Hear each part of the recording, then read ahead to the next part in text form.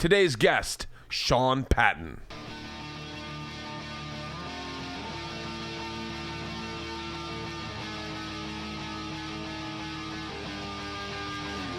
This is Bertcast.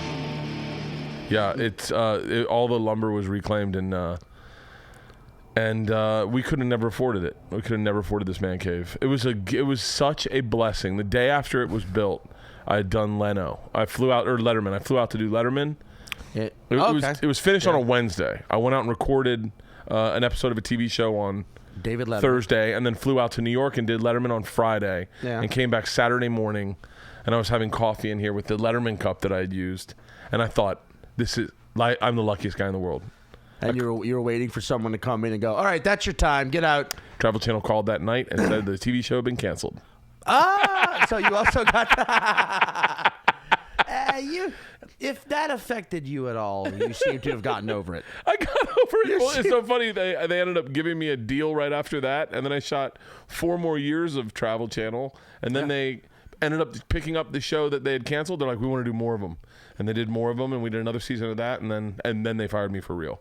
Oh, so not okay. So you got good bad news here. So yeah, or bad ultimately, good. yeah. 7 years. I was at the network 7 years. I still watch them. And they say the best place to receive news of any kind is in a barn-like setting. The wood soaks in your excitement or your pain or your exasperation or your exhilaration. It would be cool if you could smoke some. I've been smoking a lot of marijuana lately. I just started smoking weed again. Really? Is it because of Sam? No, it's because it's because of Ari. It's because of Ari. Ari. Oh, yeah. How was Vale? Oh, fantastic. Tell me about Vale. Did you know a few things? If you look on my Instagram or Ari's Instagram, you see what he was wearing? Yeah. Where did he get that? I'm going to guess Shinesty? He tweeted some shit before he got kicked off Twitter, which, by the way, apparently is all your fault. Those are they right there. Yeah. Those are the albums right there. Oh, really? Yeah, those are the albums. Oh, can we throw them into the pool? No. I'm saving them for a very special promo. Oh no. But yeah, he. For those of you who don't know, Ari. Please. Okay, Ari's a child. He's a fucking child. So he travels like a child. He's a 45-year-old man, and he travels like he's staying at a hostel. Yeah. Youthful exuberance with a receding hairline. Sleeps in and barns bald in Asia crown. and shit. Yeah. Yeah, and so he travels with a backpack, 1 pair of shoes, 3 pairs of shocks, 1 pair of pants, 1 pair of shorts, a bathing suit, 2 T-shirts. It's very compact. Well, you know what's really funny is doing all the shows with him in Denver right before Vail, I got to kind of see the spectrum of the Ari Shaffir fan base. Yeah. And it's great because they're either like, fucking beautiful bohemians, man, just looking for the right wavelength to live this life on, or they're like, starting over. You know what I mean, bro? Starting over, judge dropped the charges. I see my kids now once a month, and I just want a new outlet on life. And your stories make me realize that we're all human, brother. Here's some PCP. Ari's, it's so funny because I would argue that Ari, Tom, myself, all share the same fan base. So then, yeah, maybe you're... Except there are overlappings where, like, I will have fans that come up to me and they're like, hey, man, I really don't understand why you like Ari. Really? And I go, are you serious? And like, he is a hateful human being. And I go, because he does stuff that provokes. Like on Veterans Day, he posted a picture of Marines torching a Vietnamese village and said, thank you for your service. Exactly. Yeah. He loves doing that shit. He needs to, for quote, stoke the fire, if you will. And then Tom's fans are not, they're loyal to a fault. Like, they're loyal to like I always say that Tom's fans are the ones that started the Bert is Fat campaign. Yeah. And I've met them, and they're the guys that set up Burnt Kreischer, Burnt Krembles, or whatever they call me. Yeah. They set up fake web pages and then assault me all day long, love it, and then they're like, we're best friends, right? And I'm like, you hurt my feelings sometimes. Yeah. And then I don't know what my fans are like, just in the middle. They're all I think they're the better of the two groups. Yeah. But it's so funny when we all hang out to see the kind of people that cross over. Well, I mean, fucking people have been hitting me up being like, are you offended by what Segura said in his recent special about, like, what, the building a wall around Louisiana. No. He's not 100% wrong. There's parts of Louisiana you need to build. Like, should not let those, like, growing up. I grew up in Louisiana, for people that don't know. But it's also like, who gives a shit? Yeah. That wall will keep fuckers from Ohio out. Boom, take that, Segura. By the way, Ohio is a great state. I'm just kidding. Yeah. Oh, but that's the thing. He sold out 2 theaters in New Orleans. New Orleans, and I literally said, I think I'm doing my special at the end of the month, and I'm going to be like, suck my dick, New York. I fucking hate you. Yeah. I'll be there next month. See you there. But it's like it's a fucking an annoying thing when people like try to start wars between. I think people try to do that. They try to start beef between comics. It's like, dude, Tom, it's a funny joke. Dude, there was a guy, and I know he's listening because he listens to my podcast, and he direct messaged me and apologized. But he was like, "Yo, Jeff Ross, Bert Kreischer's talking shit about you on this podcast," and I wasn't. That's the thing that's so frustrating is that Jeff will never listen to that. Yeah. All he sees is that I'm talking shit about him, and I'm not. I was simply saying I want to go to one of his parties. Like, he throws these great parties, and they're like awesome parties. And Ari's like, why don't you just go? I go, I can't go. I have kids. I can't just show up with kids to Jeff's party where it's all a bunch of young, beautiful people all having half naked in a pool. Where it's a bunch of slightly older kids. Yeah. Slightly older kids. Yeah. Just beautiful bodies. And I go, and everyone's smoking pot and people, you know, and I go, I can't bring my kids up there. That's all I said. And this guy who directs messaged me like, by the way, I didn't mean to start all that shit between you and Jeff. I go, then you shouldn't have said anything. Because Jeff was like, I think he was like, what the fuck? And I never said anything bad. But I hate people who start fights, who go in and go, hey, man, he was talking shit about you. You're like, what? Yeah, okay, bud. Thanks. Thanks, man. What do you do in your life? Dude, that you need to just go, ooh. Yeah, and no one ever fucking, you never follow up and listen to the thing. You just go, what the fuck? And then you run into them at the store and you're like, dude, what did I do to you? And they're like, nothing. I didn't say anything. So Yeah. But anyway, Ari travels like a child. So we go we go to New Orleans, and he buys these vinyl records because that's what people right there that are as old as he is but as want to be young do. They buy vinyls. For a guy who travels so light, he buys the bulkiest form of music. The bulkiest form of music. Yeah. And he buys this high-end honey that he likes to put in his tea because he only drinks tea. And then, of course, at the end of the week, he's like, hey, can you put this stuff in your bag for me? Because he can't, because his ideals won't fit in his bag. Yeah. All his ideals won't fit in the one bag that his ideals should fit in. I've got too many pairs of wash-by-hand underwear. You're only supposed to have one pair of those, Ari. That's the whole point. No, I've got 6. and then we get to New York, and I forget to give him his albums. And so then he says... joking, I go, hey, I'm really enjoying these albums, Ari, on Twitter. And he was like, I will kill you. I will kill your whole family. Yeah. I will home invade and kill your family. And Twitter was like, that's one too many, Mr. Shafir. And they kicked him off Twitter. I felt bad because he was joking. Yeah. I reached out to Twitter and was like, hey, that was a joke. But I guess it's not his first offense, he said. So also, when you don't follow anyone, but you've got thousands of followers, it probably is the Twitter people being like, wait, what is this guy? Might be a dick. No. And you know what? They tried to verify him early on. He turned it down because it's, once again, this is the art. And look, I respect Ari's ideals. They are goofy to me that he thinks that owning a house is a scam. Like, Ari's idea is that a mortgage is some sort of scam by the man. Like, but I they make me giggle. But I respect his ideals. But his ideals are fucked up. Like, Twitter was like, we'd like to verify you so that you're a celebrity, so that we can, take care of you if something happens. We can talk to you personally. And Ari's like, no. How do you know I'm Ari Shafir? How do you know I'm Ari Shafir? This verification's stupid. It's just people wanting to be famous. I don't want to be famous. I want to be a comedian. Don't verify me. How do I know I'm Ari Shafir? I don't even know. I can't prove that I'm me. You don't know that I'm Ari Shafir. And then and he texted me. He goes, I guess I should have taken that verification. Yeah, and he did the same thing on Instagram. Is why he can't post picture or links to his shows. Yeah. I was like showing him one day. I was like, I go, these links when you put like a swipe up in your stories.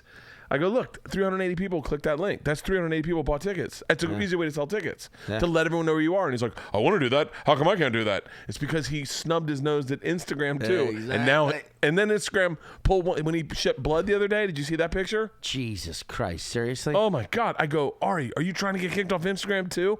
He posted a picture of shit, and so much blood in the toilet. By the way, you had stayed with him. I'm certain he had done the same thing to you that he did with me. Because when we were in Atlanta, he'd walk out of the bedroom and go, I think you guys would be shocked at how much blood I shit.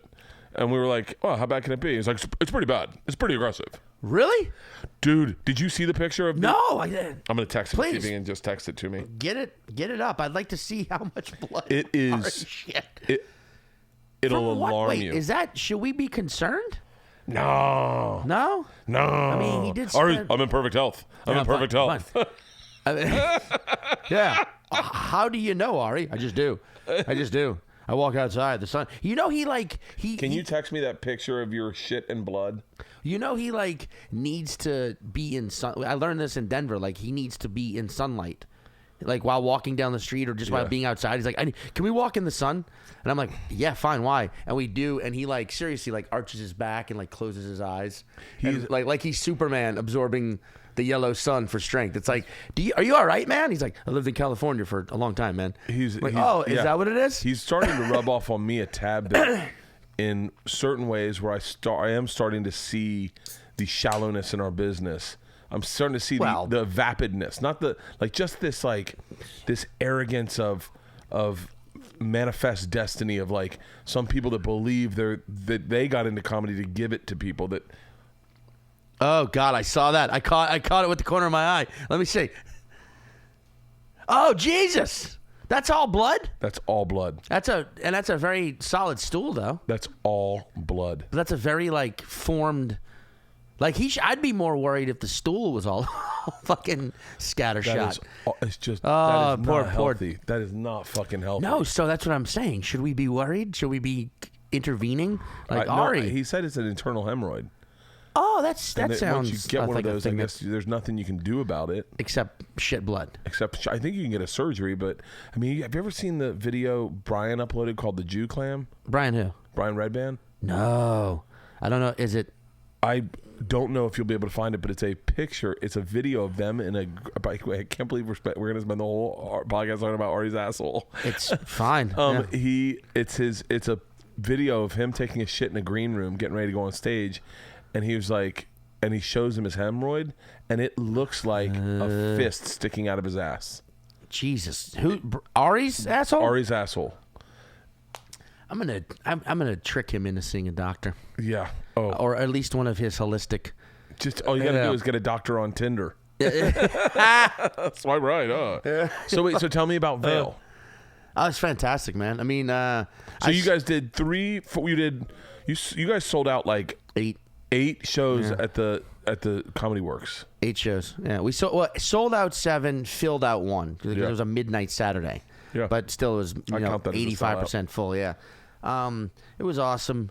His fans are fucking. I make fun of them, but they're fucking amazing people. They love that. They're fans of the show. They're fans of storytelling. Storytelling audiences. There's something about a storytelling audience where they're just more honed in than just a standard stand-up audience. Yeah. So they're fucking listening to every detail. They're taking the journey. It's fucking great. It was an amazing weekend. And then we go to Vail, and did you guys drive to Vail? Drove. Rented a car? Yeah, rent is easy. Flew in and rented a car and picked us up. So who was on the show? It was you, Normand, Joe List, Ari, myself, and Steve Simone. And then who went out to Vail? You, Steve, everyone. Sal. Sal showed Volcano. Yeah, that's his last name. He's a guy. Sal's a guy who every time I say his last name, I correct myself and then realize, no, that's it. Yeah. It's a Volcano. The dude's last name is Volcano. Yeah. Legit legal last name. Salvatore Volcano.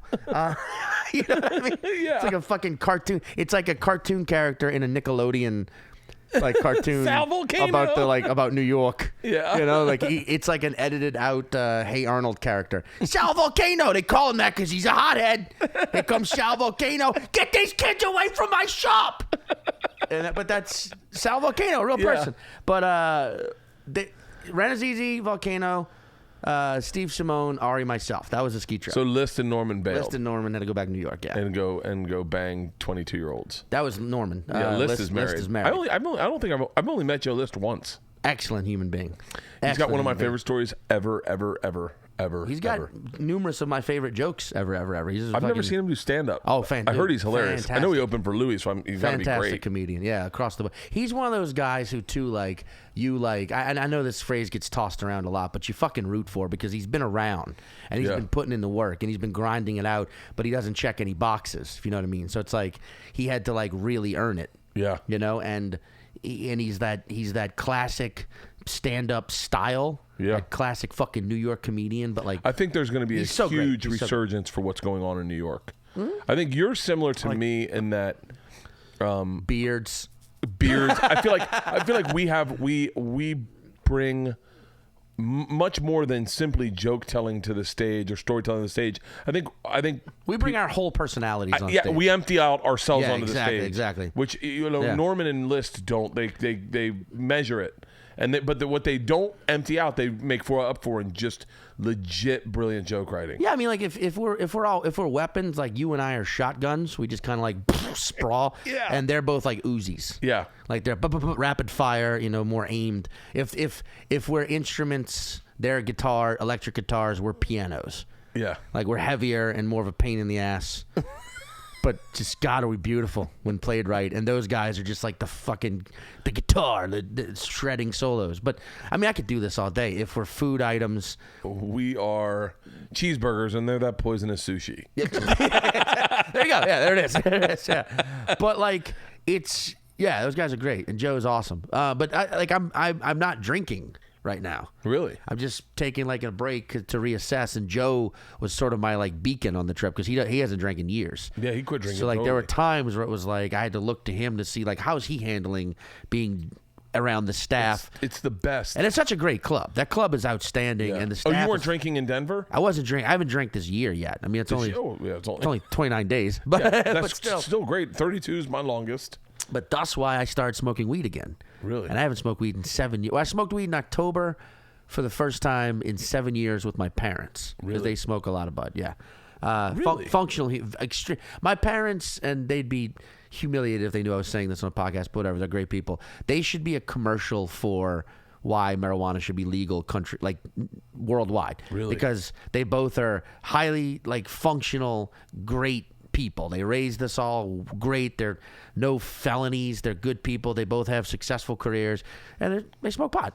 Yeah. And they do it, and they're functional. They don't do it at work. They don't but they don't drink. They're very they like to get home at the end of the day, go in the garage, get high. Ari's experienced this. He came home. I heard that. Yeah, and this was before I started smoking again, and he got rip-roaring high with my mom. Really? Who just got high and just talked so much shit about so much comedy. Really? Because she listens to XM. So she was talking about the bonfire. Oh, really? And she was just like, Big J. Okerson's so dirty. I like him. No, he's funny. That's how my mom talks. Where's your mom from? New Orleans, Ninth Ward. Yeah. It's a lower Ninth Ward accent. Sounds like an old Jewish woman who's fucked up on Valium. But then about Dan Soder, she couldn't remember his name. She's like, I don't like the other one. He does too many voices. He's always doing the fucking voices. And I'm like, he's funny, Mom. He's like, he annoys me. I like Big J, which is fucking hilarious. Which is great. Hearing this, and I tell Soder this, and he's just like, fuck, man, I got to step up my game. Get your mom on board. But yeah, they're great people. But anyway, point being, when I realized I wasn't going to drink and I was going to be in Denver, I'm like, I'm going to start smoking fucking bud again. Yeah. And with the not technology, but the cultivating advancements they've made, it's easy to walk into a dispensary, and I mean here in California too, and be like, I want to get giggly dumb high, but no anxiety. Yeah. And they have you need a CBD. And I'm like, what the fuck is CBD? And then I get out here and learn that CBD's all the rage. What is they did that to me this weekend. I was in Portland, and I said to the guy, Portland's legal too, right? Yeah. I walked in, I said to the guy, it's right under the club, and I go, hey, helium. I go, hey, I find that if I smoke before I start drinking, I drink exponentially less. And he goes, what are you looking for? I said, well, I'm looking for Xanax. And he was like, oh, Spellcaster. Oh. I said, really? So he's like, gave me the Spellcaster, and then he gave me one high in CBD, and he was like Orange Crush or something, and he was like, this is low in THC, high in CBD. This is what you're looking for, really. Yeah, it's more like a body high. You're gonna just go to sleep. And then he was like, and then I was like, I want something to giggle really hard. And he's like, oh, Jack Herrera won. And so, but it's so funny, like, how it's changed. I have started smoking a lot more. Yeah. Just simply because it catches me. Like, I fall asleep before I keep drinking. Well, you and I come from the 90s. Yeah. Where, like, weed was just weed. Dude. And when it first, and you remember Kind Bud? Yes. You remember when that was a thing? We're Dude. like, oh, is it Kind Bud? And you were like, what's Kind Bud? And it was like this crystally greener shit. And you were like, oh, you got that Kind Bud, dude? Dude, that's all we smoked was Kind Bud. I don't even Bud. know what it was. It was just, I guess it was a coverall for better marijuana. Just, not shitty fucking Mexican dandruff. Yeah. You know, just fucking. I said to Rogan the other day, we were about to smoke or something, and I said, what kind of weed is it? And he goes, it's weed. Who gives a fuck? When did you start caring about what kind of weed it was? I go, recently.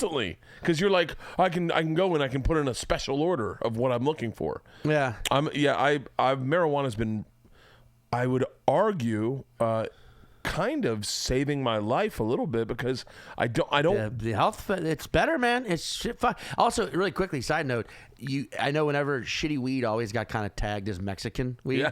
But it's kind of funny because you learn that, like, they actually grow some pretty goddamn stellar weed in Mexico. Oh, yeah. But for some reason, it's just always it's all shake. Always remember, oh, what about that Mexican brick weed? Dirt weed. There's also Mexican fucking great weed, too. Yeah. But, no, man, we grew up at a time where it's like, no, you didn't realize you were smoking a fucking 100% sativa and that your cerebral cortex is going to kick itself and was going to turn to a goddamn gravitron. Yeah. And your thoughts were going to just be vomiting all over each other. And you're like, fuck, I'm scared. And you didn't realize then the next time you were smoking a pure indica and you were going to just pass out. So it just felt like there was no stability with getting high. It was unpredictable. Yeah, I remember at times smoking pot and then going, why am I enjoying this? And then other times smoking pot and going, how come I'm fucking losing my mind? How come? How come I need to? Or how come, like, turn on a TV, put on Bridges of Madison County. Yeah. Let me, like, focus on something that isn't the real world right now and just not freak out. I smoked this Spellcaster this weekend. Spellcaster.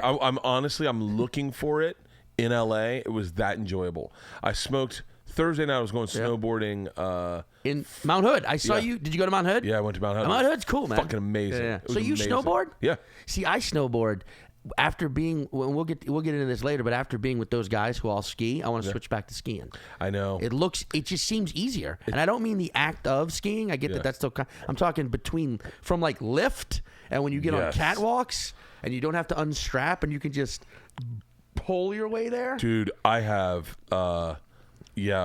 Especially if you go to like Switzerland, the snowboarding in Switzerland is exponential. First of all, everything's a fucking a deep blue. Everything's steep as shit. Yeah. Their greens are blues. Their blues are blacks. Yeah. And their blacks are clears. And I was saying this the other day, but like the catwalks are literally 8 feet. That's an exaggeration, but no lie, 8 feet. One sheer mountain, and the next is drop off into a valley. It's above the tree line, so you are on cliffs, snow. And I would much rather being on skis because with skis you just keep going straight. Yeah. On a snowboard, you always have to be kind of turning and moving. Well, dude, I'll tell you this. Ranazizi had a buddy with him who was a ski instructor in Breckenridge who was like an excellent, could ski backwards. The dude was like bored most of the day dealing with us.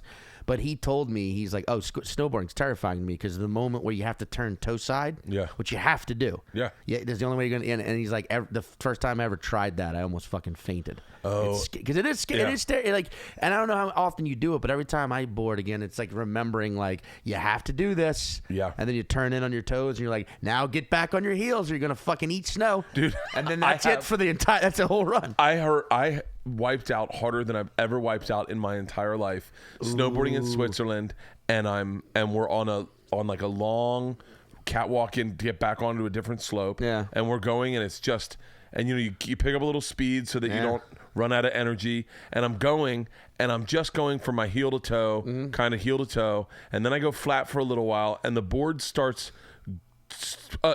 spinning this way where it gets the and I just go in and I try to put my toes in so I can spin it around, and I catch my toes and I go from fucking probably a solid 10 miles an hour to slam on my face. Oh, man. I mean, I knocked the wind out of me. I hit my head. I was like, and then I had to start from zero and kick all the way to the mountain. Fuck that. I take the board off and walk. Oh. My impersonation of you after wiping out was, I bet you were still like, I just ate snow. We were doing Bert impersonations. The core of a Bert impersonation is, no matter what it is, you are amused by it as if it's your first time experiencing it. Yeah, that's the Bert. I just knocked all the wind out of my lungs. Doing them all weekend. That is an accurate that assessment. And Steve Simone impersonations, where you just react to something with boyish wonder and direct it at Ari. So like, is the snow going to keep falling today, Ari? Even if he's not in the room. but yeah, well, no, you were saying I ate shit on powder this weekend in Mount Hood. Mount Hood. That's what we're talking about. Yeah. Eddie Ift, by the way, is an amazing skier. So are Ranazizi and Ari. Yeah, really? make no mistake, those motherfuckers can. Really? It's like being in Aspen Extreme. You're like, you two? What are you doing? Aspen Extreme was a great fucking movie. Remember that movie? Oh yeah, buddy. Teach you about life. That's when you'd own a movie like that, and you just would be like, get home from going out to the bar, you're like, let's watch Aspen Extreme one more time. It's the perfect. It fits into 3 categories. Yeah, drunk movie, have nothing to do on a Saturday movie, yeah, and like sad, need to just feel myself again. Put on some Aspen Extreme. At least I'm not Peter Berg. Yeah. At least I didn't gamble with the fucking Rocky Mountain Mafia. Yeah. What a stretch of a movie. And then he falls into a crevasse at the end. Yeah. By the way, I ran right before he goes back to Detroit. I'm going back to Detroit or Michigan or wherever the fuck. Yeah. I was in New York. When I first moved to New York, I'm going around. There's a bar right down by the Soho Grand. I forget the name of it. Lucky Strike. And I walk into Lucky Strike and I see Peter Berg. Yeah. And I light the fuck up. I'm like, oh my God, Aspen Extreme. And this is, by the way, I would still go up to someone famous and talk to them. I've always been like that. Yeah. But I was like, oh my God, Aspen Extreme. And he was like, oh, thanks. And I was like, no, you don't understand, man. I must have watched that movie 100 fucking times. He's like, thanks. And the guy he's with is like, hey, man, can you please leave us alone? And I was like, oh, shit, it's Jeremy Piven. Really? And then Jeremy Piven lit up. He's like, oh, hey, what's up, man? I was like, dude, I loved you in what's the movie with Emilio Estevez where they, Judgment Night. I go, Judgment Night, man. Jesus, that's a deep pull. And Jeremy Piven was like, oh, thanks. And then I ended up having a beer with them. If I ever saw Jeremy Piven, I'd be like, dude, I fucking loved you in Speed the Plow, the Broadway production. What was that? It's a mammoth play. I didn't see it, but apparently he lied his way out of the contract. Said he had like mercury poisoning from eating too much sushi. Really? Yeah, and they got like, but it turns out like he didn't like doing Broadway. Really? And got out of it, and they brought in William H. Macy to replace him. But people were like legitimately pissed. This was New York, maybe 2008, I remember. Wait, when did you move to New York? 2008. Really? Yeah. No, I'm sorry, 2007. Did you start in New Orleans? Started in New Orleans, moved to LA first for 1 year, and liked it, and went back home for Christmas that year. And last minute, this opportunity to move to New York for relatively cheap opened up while I was home for Christmas. And I kind of really always wanted to be in New York. I just came here because I thought I had to.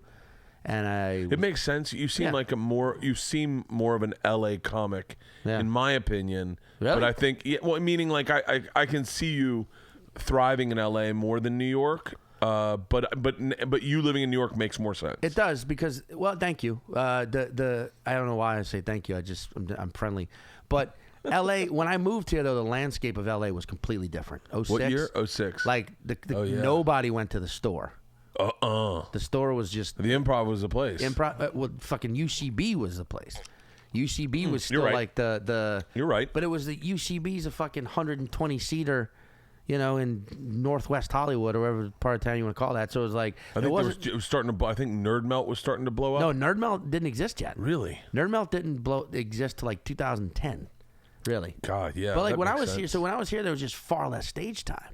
Like I look now, and when I go by the store now, I'm like, motherfucker, like this is awesome for the people into it now. Right now, the store is probably at the height of any club that has ever been. I would say the store and the cellar almost mirror each other. Yeah, because they both got like the 3 rooms. They both are like high, intense, attention on either one. The difference is that the cellar rooms aren't connected. They're just on the same block. The cellar crowd seems younger. You think? Yeah, like I mean, I hear stories of who's hanging out at the cellar, and it's no longer it's like. Yeah, they've definitely updated. Like the average age of the person working at the store is probably 45. Interesting. You figure like Rogan, Spade, Norm, Kevin Nealon, like all the guys that, Sebastian. Yeah. And then like Ali Wong, I don't know how old she is, but like probably 30 maybe. 30, 32 Segura's props. 39. And Burr's almost 50. So like the average age is probably 45. It depends on the night though at the cellar, because like when I do the cellar, I'm mainly doing the late shows during the week, which I'm fucking thankful as pie to do, because those are the like the real fans of comedy go out to a Monday 11:30 show as opposed to a Friday 8 p.m. show, And there's something to be said about learning the craft or working the craft at its hardest, as opposed to like sometimes when I go to the store, I get the sweet spot. Yeah. Like not sometimes. Every time I go to the store, I get the sweet spot. I get right before Rogan, before whoever. Like I'm trying to think of but like right before Apatow or Tosh. Sure. And so it's like the 10:15, 9:45 spot where it's like ideal. And then once then it goes like. It's like those 1 a.m. spots. Part of me goes, that's how I learned how to do stand-up, was in the 1 a.m. spots. Oh, keeping that audience engaged, buddy. That muscle, I don't even know if I have it anymore. Nah, I'm being dead serious. I don't know if I could go into a room. I used to be able to go into a room with 8 people and kill. 8 people at the Boston Comedy Club. I watched Dane Cook perform in front of 10 people, and I thought there's no way he's going to do well. Like thinking he's a big act. This is our muscle. Me, Bobby Kelly, Godfrey, Jim Norton, all the guys that work there, Voss, Patrice.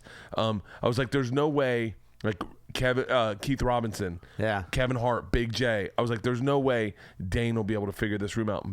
Dude, that guy murdered to 8 people like I had never seen anyone murder to 8 people in my fucking life. He was doing stuff where I was like, oh my God, I've known that hole in the ceiling this whole time, and I never thought to do that. Like he was fucking great, but I don't know if I have that muscle as much anymore. I mean, I saw you. I will say at that Nashville Comedy Fest last year that we hung out hardcore. There was like one show. It was like a late drunk fucking audience, and you went out there with no shirt on, and you were like, "I'll tell the machine story." Someone yelled it, and you're like, "I'll tell it later." And they like, ah! And then settled in, and then you told this story off the top of your head. It's actually funny to me. You told this story that seemed to come off the top of your head about you and Patrice, and some woman walked by.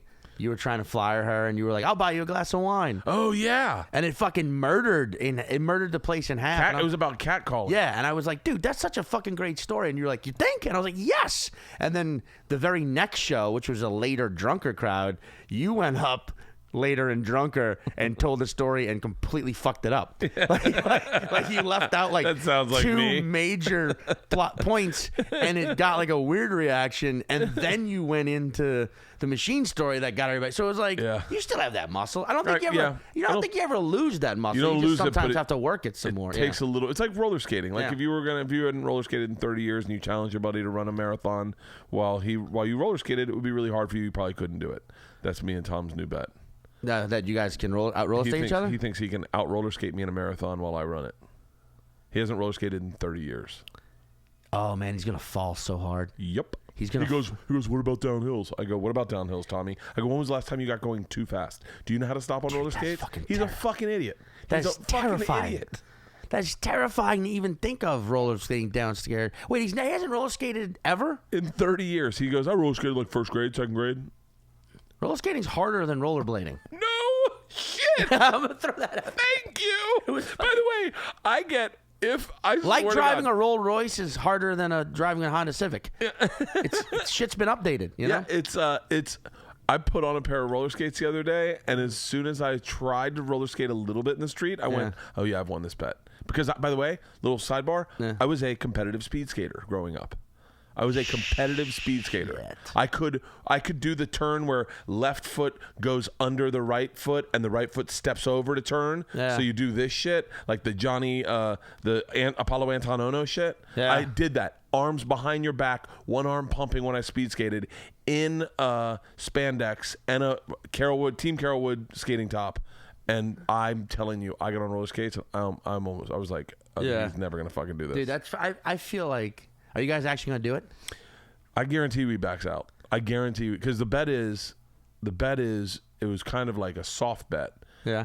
And I think he's gonna like Tom's not someone he likes to make sure he's close to winning before he makes the bet. Yeah, like he'd much rather me be in the. I'm willing to roll the dice on a fucking crazy bet and go and have no insight and go, I could do that.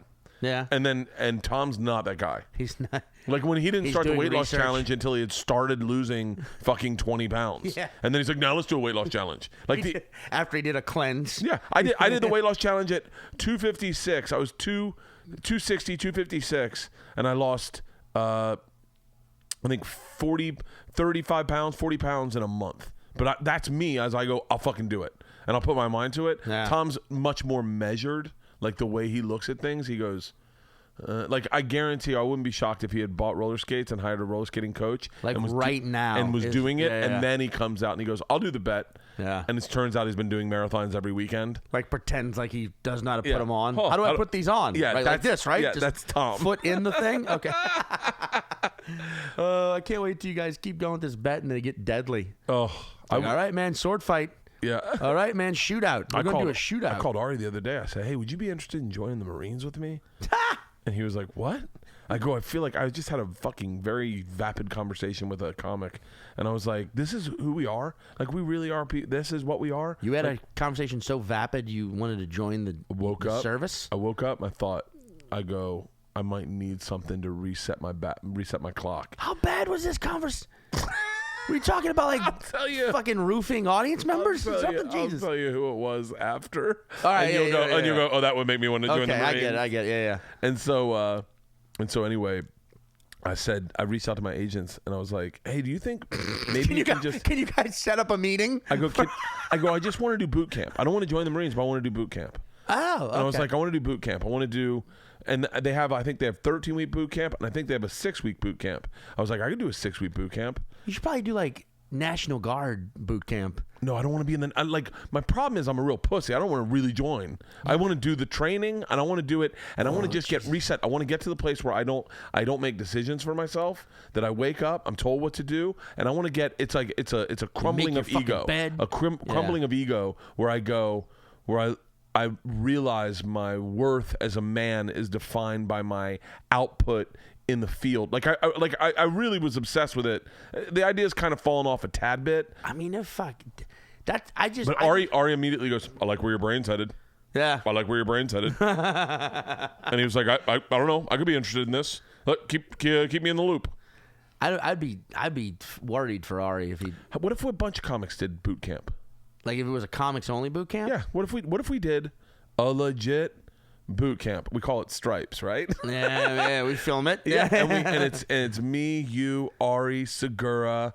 You get like just a bunch of guys. See, now you're talking. Let's do a remake of Stripes. Now it starts to make sense. Now I see where you're going. Yeah. This. I get it. And watch us, and we get like get guys like Sebastian, who Sebastian. No one's told Sebastian what to do in quite a while, and so you get him to, because Sebastian's a gangster. He'll go in hard as fuck. I guarantee you see someone like that, and he's the one that excels first. Guys like me, I have a hard time being told what to do, but I would love. I think it would be really fascinating. I mean, Sebastian's physical enough on stage. Like he does an hour of boot camp. Every show he does. That guy's up there. He's in great fucking shape. Oh, he's an excellent performer. He's in great shape. But yeah, he gets. Guys like you and me, it'll be like, fuck. So how many of these humps? What is it? A hump? We're humping. Yeah. How many humps are we running? What if we do? What if we just did 3 weeks of boot camp? I would be on board for. I'll go max 4 weeks. I'll go one more week. I could do a month. But I'm also like, what kind of boot camp are you talking? Because there's also like the psychological aspect. Oh, I have yeah. a lot of family in the military, and like I don't know much about the military, to be dead honest. they'll fuck you up. The whole thing is about breaking you down mentally more than physically. I think I need to be broken down mentally. Yeah, but what if you can't be rebuilt, Bert? Well, then that's what we're left with. Like, think about this. Ari Shafir, we were talking about Ari, our friend. He's, at the height of his success was like, I need to go to Asia for 4 months. So like, what happens if he goes to fucking boot camp and it's just like, I gotta go back to Asia? Oh, Ari forever. will go Full Metal Jacket. Like Private Pile, and he's sitting on the fucking toilet. Yeah. I am in a world of shit. I am in a world. I mean, but then again, what if we all just go through it and come out? 10 comics. You ready? Yeah. 10 comics. Yeah. Ari, me, you, Segura, Bargatze, Norman, I want to Joe throw List, Norman in this. Joe Throw List. Norman in this. You know who I want to throw in this? Simone. I just want to see what it does to him. Simone. Because he's also in shape, but I just want to see. Simone. But then, like, let's reach Pete Holmes. Oh, fuck yes, Pete Holmes. Yes, that would be great. Yeah, get Pete and fucking who else? Oh, that would be so great to watch Pete Holmes in the military. Just to see what. Wait. Who's Sergeant? I have a suggestion. Can we keep this crispy? Yeah, can we keep this crispy? I think that. Wait, who the fuck Who number would be 10? the last one? Who would be number 10? I'm trying to think who could really benefit from a good. You can't do Burr. You got to be reasonable about Oh, it. you know Who? Gomez. Louis Louis Nope. Yeah, you think he's Nope. too deadly? Big J. I wonder if Big J would do it. Yeah. You think he'd do it? Yeah. Oh, he'd get in great shape. Yeah, all right. Well, Quit smoking. Oh, I bet. Could we do drugs and alcohol? during boot camp? Yeah. I think we're defeating the whole purpose if we're all getting fucked up every night. I think No, because we need to eat meat, potatoes, make the bed, sleep at. Oh, I guess you shouldn't. I guess drugs and alcohol are totally out of it. Yeah, we have to shake like we're basically like sponges. Let me just tweet and find out if that's even in the fucking mix. Bert's gonna go to his Twitter followers to see. You know what we'll do? This is a good idea. We'll just hang on. You can't even eat poppy seeds in the military because You can't eat. dirty on your drug test. What? Oh, they don't let you eat. They really don't let you do drugs. No. I mean, A couple questions about boot camp. Let's go live on Facebook Live, and then we'll just get the answered real time. So, yeah, I think it would be look. Here's the deal: it wouldn't be fun, but what it would be? It would have you'd have memories. You'd have we would never forget those 3 weeks. I mean, to be dead honest with you, you could probably do it in 2 weeks, and it would destroy us. but you need that third week to see what comes out of it. You need the first week to break us down, the second week to get us to bond, and the third week to rebuild us. You know what's gonna be funny is to see who's really got it in them. Like that's what I worry about. Is that I worry that I might take to it too well, and by I probably would take to it. I think I would surprise everyone by how little of a personality, how much I'd shut down and just do what I was told. Hey guys, we're thinking about going to boot camp. Just boot camp. I have some questions. If anyone's a Marine, I'm on Facebook Live right now. So we just want to. Are you allowed to do drugs and alcohol in boot camp? Quick question. I think we know the answer. Yeah. But I'm just curious. Could we bring a vape pen? I'd like someone with stripes on a uniform to answer this question. Yeah. If there's any sergeants, or if you could hit up your friend who's a sergeant. Yeah. Could we get a general on this? Is there any general? If there's a general on Facebook Live right now. Fuck, really? What are you doing? Yeah, happy birthday, Rich. We'll see if we have anyone. I feel like it depends on the branch too. I feel like I want to go Marines. I want to go Camp Pendleton. no, I'm talking about drugs and alcohol. I Oh, feel drugs and alcohol? like Air Force. I bet they get high in the Air Force. Oh, I bet they drink at least. Zach says that they're not allowed, but people do it anyway. In boot camp. Yeah. They're also all 18 in boot camp. That's the other thing we got to remember. You can fucking hump logs around all day for 12 hours and then, put back polish. Oh, for this fucking guy, 40 Michael ounce. says no drugs, no alcohol, and no tobacco. Tobacco's not in my wheelhouse. How about Xanax, Michael? Does they count Xanax? What about OxyContin? Yeah, or Ambien. I could do boot camp with Ambien. If you just every night, I'd have a hard time All the snoring us fat comics would do. Yeah, can I bring a CPAP? Because I need to bring my CPAP. Can I bring my CPAP to boot camp? That's a serious question. Private Patton! Put your goddamn mask on. No drugs. Okay, this guy served no drugs and alcohol, and the drug tests you as soon as you get there. Well, okay. Well, Joey Diaz is out. They just said. All right. Well, I appreciate this, guys. Thank you for your answers. I would just do this the whole time. I mean, My dad says hell no. He's a drill sergeant. Oh, your dad was a drill sergeant? In the Marine Corps. Yeah. Why the fuck? Where were you this whole time? there's some Samantha chiming in with hard turn facts. this mic over to Samantha. Samantha. This is Samantha Darling on Instagram. Oh, God, everybody. don't do that to me, Bert. Yeah. Now you got it. Now you got to represent yourself. Talk. Yeah, You okay. got to swing the mic so it's in your mouth. So your dad's a drill sergeant. He was, yeah, briefly. He was. I can't believe we were talking about this the whole time. So wait, you Texting him right now. you were basically raised in boot camp then? Yeah, pretty much. Samantha. You were raised by a guy that he like wake you up in the morning? Okay, for everyone to know, Samantha is Sean's longtime agent manager, right? No. Not a long time, no. We just started working together. Wait, I thought. right 6 after, months. right Only been after. a manager that- 6 months. Oh yeah, no, not but right after, didn't you represent him? Didn't you represent him when you were at UTA? Nope. No, Oh, for real? no, we're Yeah. just, Met him in Nashville, actually, We when met we in were all Nashville. Are you together for the serious? first time. and then That trip. Oh, I didn't know. You guys, I felt like you guys were like for a long time. yeah. Feels like it, but No, I left my reps in June, and then a couple weeks later, her and I was just like, oh yeah, So, you're not yeah. at UTA anymore. So yeah, Samantha was my agent over at UTA, one of my agents at UTA, and then she left UTA to go over to my management company, Levity, and now she's a manager at Levity, and she reps Sean. They had a meeting today. They had lots of coffee. They had to take a shit in our bathroom. Wait. What am I? no, just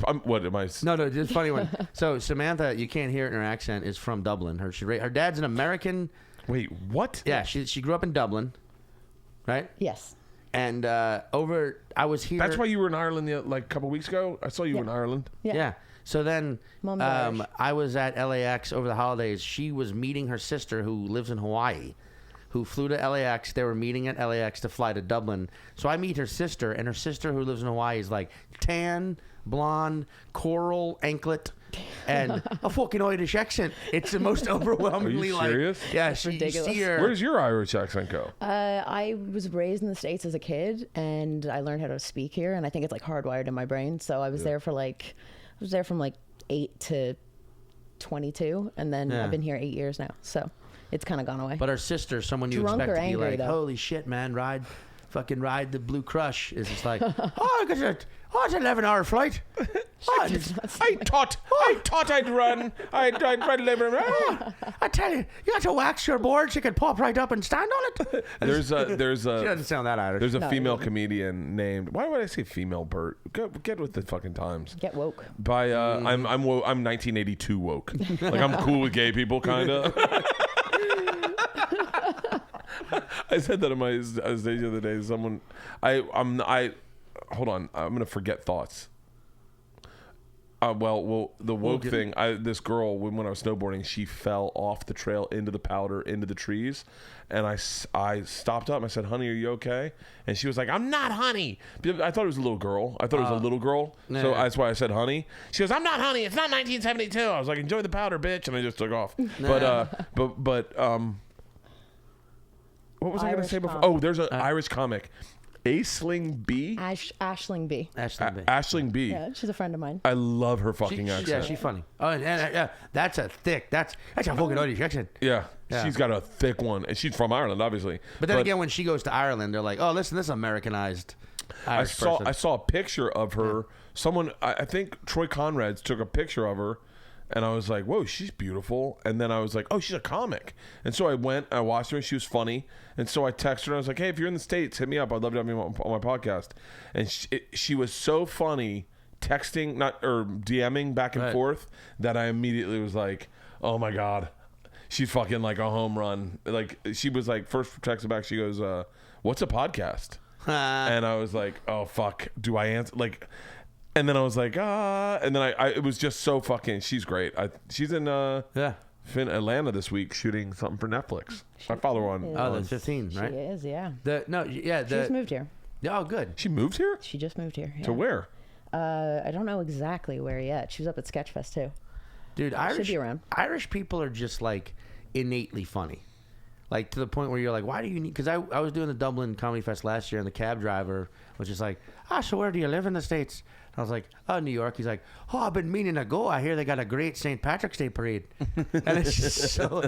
And then we laugh about it. He's like, my daughter lives over there. My daughter's a police officer. And I was like, oh, cool. And then he looks back at me in the mirror. He's like, I got 2 daughters. I'll tell you that because I normally don't feel comfortable saying it to fellas I think aren't right in the head. You seem okay to me. And it's just like a great moment of like, thank you, sir. I seem sane enough for you to tell that you had a second daughter. But like, there's just like I don't know where it comes from, but I think it's like, their sense of humor just comes from when they were oppressed by the British, maybe.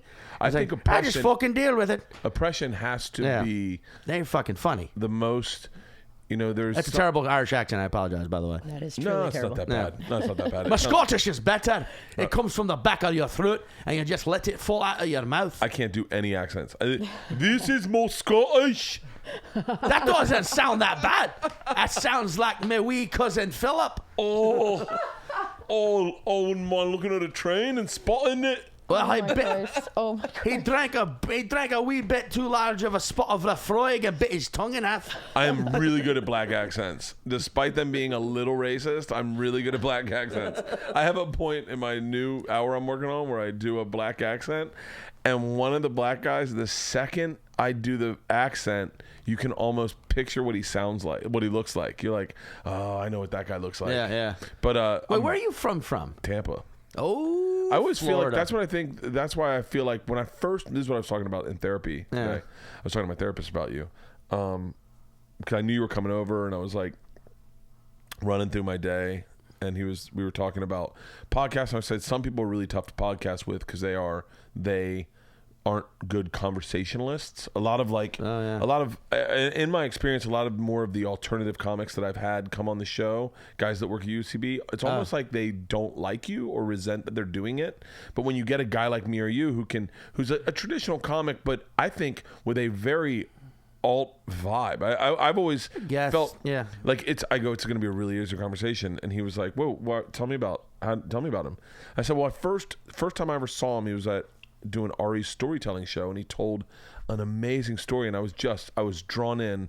I think it was when we did it at that strip club, Montreal. Yeah, and I was I was fucking drawn in. And then that night I ran into him, and he was wearing t-shirt the way I wear t-shirts. Like I used to call them baby doll tees. Yeah, I wear a tight t-shirt. Yeah, and he was drinking wine, and we were just bullshitting. And I said, at the time I was really trying to get this tour that I ended up doing, I think this summer, but this tour, the Calling Sick to Work tour, off the ground.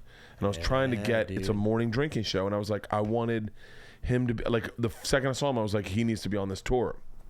And he's like, what happened? And I said, well, the tour never took off, and you gotta get successful before anyone wants to do the tour. And then once you get successful, you're like, well, shit, those are the ideas I thought that would get me successful. I don't know that I want to do them anymore. You're like, now I want to do new stuff. I want to do, but that, I was like, I could do this tour with him in a heartbeat. I'll do it. Yeah, saying it on the radio. If you do that, I'd love to. We're supposed to do a tour this summer, and for like a short run, and test it out. So it's going to be in theaters, or in rock venues, like House of Blues, the Fillmore, and so we just want to pick the right cities to go to. And make it fun. I want to get. I haven't really talked ad nauseum about it, but I'd like to bring maybe a band with me, couple comics. We have a big jumbotron that's going to travel with us. Variety show? And just make it a fun morning drink, the best morning drinking you could ever have. Could we have like a guar-like element where they're squirting liquids and we all dress up in some sort of like? I wouldn't mind doing themes. Yes. Like each city gets a different theme. Yes. And so for Chicago, we're just a bunch of fucking, I don't know, what's a good Chicago theme? Well, bunch of Polacks? No. I'd like to do like Chicago, we all dress up like cops. Yeah, you can do that. You can do that. Cops and robbers. Yeah, You can dress as a cop or a robber. Yeah, we just yeah. But like, I want to do it. I want to do it the way I ran our socials at our fraternity, and so I throw a theme party. It's in the morning, so it's day drinking. That's the best. And then you're like, this one's gonna be called Unga Gunga Balunga, and it's just all fucking grass skirts, tribal paint, like barely naked. Everyone's half naked. Dude, I tell you what. If real quick, I love that. And if we're gonna just side note, if we were in Chicago and we'd do a theme, if we want to go deep cut, bunny rabbits. I swear to you, there's fucking rabbits all over the goddamn city of Chicago. For real? I've seen so many fucking rabbits in Chicago. I thought you were talking about Hugh Hefner. No, He started. really? Vince Vaughn bought his old Playboy mansion, I think. Really? Yeah, the Playboy mansion started in Chicago, obviously, and then his assistant killed herself, and they started trashing him in Chicago, and he said, fuck Chicago. He felt like all the councilmen or the elders were trying to shut down his business, and he moved it out to L.A. Dude, I've seen, it's almost like that some mayor of Chicago was like, you know how we're going to get rid of racial tension? Bunny rabbits. Release them into the streets. What gang's going to fight over turf when there's bunny rabbits bouncing around? You just pick one up, they're cute. You forget about the drug war. This is a terrible Chicago accent. Or is it? It's not that bad. It's not that bad. All right. It's not that bad. Oh, God, I can't wait for all of the people, hardcore Chicago people to hear this, and I've got to just... Oh, the Chicago accent is aggressive. I fucking love that city, man. I do too. Chicago and New Orleans, in my opinion, are the two best drinking cities in the United States. No one... hang on. I would argue no one beats New Orleans. No one beats... Okay, it's a different vibe. New Orleans, everyone's sort of constantly buzzed. Yeah. So it's a way more relaxed. Where Chicago, they're like, I can fucking see the ghost of Al Capone. Chicago's and he's aiming a Tommy gun at me. Chicago's a great... Like get fucked up. 4 p.m. drinking city. Yeah, you get fucked up. Like it's Chicago. a great happy hour drinking city because it's such a place where so many people are working, and it's just I love Chicago, but New Orleans, in my opinion, I think New Orleans defined the drinking of the South. Sure. Like like Florida drinking was different. Florida drinking started on a boat in the afternoon, and it was disrespectful to turn down a beer. Like if someone offered you drugs, it was disrespectful to say no. Exactly. It started with a beer, then you're crunching meth like Pop Rocks. Oh, Coke was our thing. Like someone would be like, you want to do a little bump? And you'd be like, yeah, kind of straighten my head out and stay up later. When I think of you in fucking Tampa, Florida, growing up, I just think of diamond studs in your ears. Like the fake, like the fake fucking diamond studs. Hardcore. And I think of like the great tan lines, like a tight hemp choker. You mean puka bead? Yeah, puka bead with maybe a crystal in the middle. So much Stussy, dude. Or Massimo, or Massimo pre-Target. You know what I'm saying? Like Yaga. And then what were those? Did you ever see those pullover tarps you could get? What were they called? Motherfucker. Yeah, the hood. Yeah, and it was all like woven. Yeah, you get them at the pockets. mall. Yeah, the pockets. Oh, dude, come on. Not Burka. But it had a name. It had a name. I forgot what they were called. God damn it! Everyone had one. Dude. Oh, and you probably had 5 or 6. Oh, if you wore that with a denim jacket over it, oh, that was the fucking look. Oh my God. Oh, Jesus Christ. But still with jean shorts. Oh yeah. Shorts. Jean shorts. Yeah. K-Swiss with knee-high, shin-high socks. Baja. Thank you. It's called a Baja hoodie. Oh, those were huge. Yeah. Oh, you had so many of those. When was the first time you got drunk? 14 years old. Mardi Gras. Really? Mardi Gras is a very family thing. People think about the tits and the Bourbon Street. And yeah, that all happens there. But like, it's like where the parades run, it's a lot of families. Yeah. And a lot of like, when you're a teenager with a large family, it's great because you're fucking just hanging out with your other 14-year-old cousin, and your Uncle Terry reaches in to the cooler, get a beer, and looks over at you and just hands you both a Coors Banquet. And you're like, awesome. And no cops are gonna do shit. Yeah. You just crack it and there you go. That was my first ever drink, was a Coors Light. Yeah? Yeah. And so 14 years old, your whole how big's your family? Your whole family live in New Orleans? Yeah. We're talking, I mean, my immediate family, I got 3 siblings, 2 parents. 3 siblings? 3 younger siblings, yeah. Really? 2 sisters, a brother. Oh yeah. You met my brother. He was in Nashville with us the whole time. Oh yeah, that's right. He took. I was Nashville was a bender for me. Yeah. Oh yeah, me too. Yeah. And him. It was his him and his longtime girlfriend just broken up, and he had just turned 24. So Nashville was fuck it, I'm getting out of town for a weekend, come and hang out. He posted a bunch of pictures with you, and then went back to New Orleans like the king of social media. Oh, really? In his circle, because they were like, how do you know Bert? And he would just text these things like, oh, Kreischer? Or, oh yeah, long time. Been knowing him for years, man. You didn't know I knew him? That was pretty slick. But it was fun, man. But anyway, point being, and then I have dozens of cousins. Really? Dozens of cousins, and that rhymes. I just realized that, but a lot. And fucking some of them most of them I don't talk to anymore, which is sad because, there's always going to be the side of your family that it's almost like they unify in the sense of oh, you guys all went the religious, going to have kids and buy cookie cutter homes route and probably all vote for Trump, and that's fine, whatever, do your thing. Not the voting for Trump part, everything else, whatever, it's your thing. But then the other half of my cousins are all, chill and awesome, and they're great. But we all got fucked up together at one point. That's the thing. That was New Orleans. That's growing up in New Orleans, man. It's a young drinking city. It's the best. It's one of my when we were there. We were just there for a day, but Ari and I. You guys. My friend gave you guys the tickets. That was my boy who hooked you guys up with those Saints tickets. Oh, for real? Yeah. That was so Jeremy. much fucking fun. And him and his wife also got thrown out of you guys' show because they got shit talked. They didn't get thrown out, but basically your fans can be drunk. Yeah. And so apparently those were mostly Sal's fans. I think. But he said they had a row of just loudmouths behind him, and they were basically hey, shh, keep it down. They gave him just a straight up shh.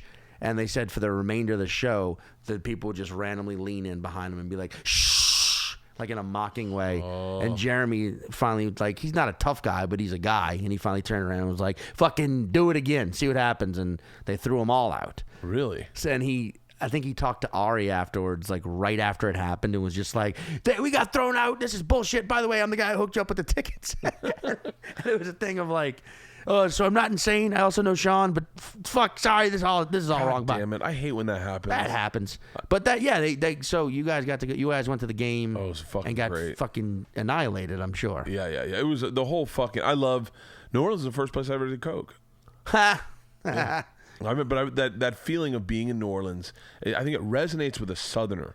If you grew up in the South, idea of of course you can have a cocktail in the afternoon. What are you talking about? Oh, yeah. It's New Orleans, and you vibe that, and I feel like not. Of course you could. It's of course you should. Yeah, of course you should. Of course you will. Yeah. Oh, you've never had a mint julep? Oh my God, we make a great mint julep for lunch. What was the one I got? There was a gin fizz where they make it with slow gin fizz. Slow gin fizz with egg whites, right? Oh yeah. And but that whole town represents. I have a lot of buddies who were actors and moved to New Orleans. Oh yeah, because the work was through the roof, and now they'll never fucking leave. They can't. I love it. I mean, dude, there's a drink called a Vieux Carré, which I can't even tell you.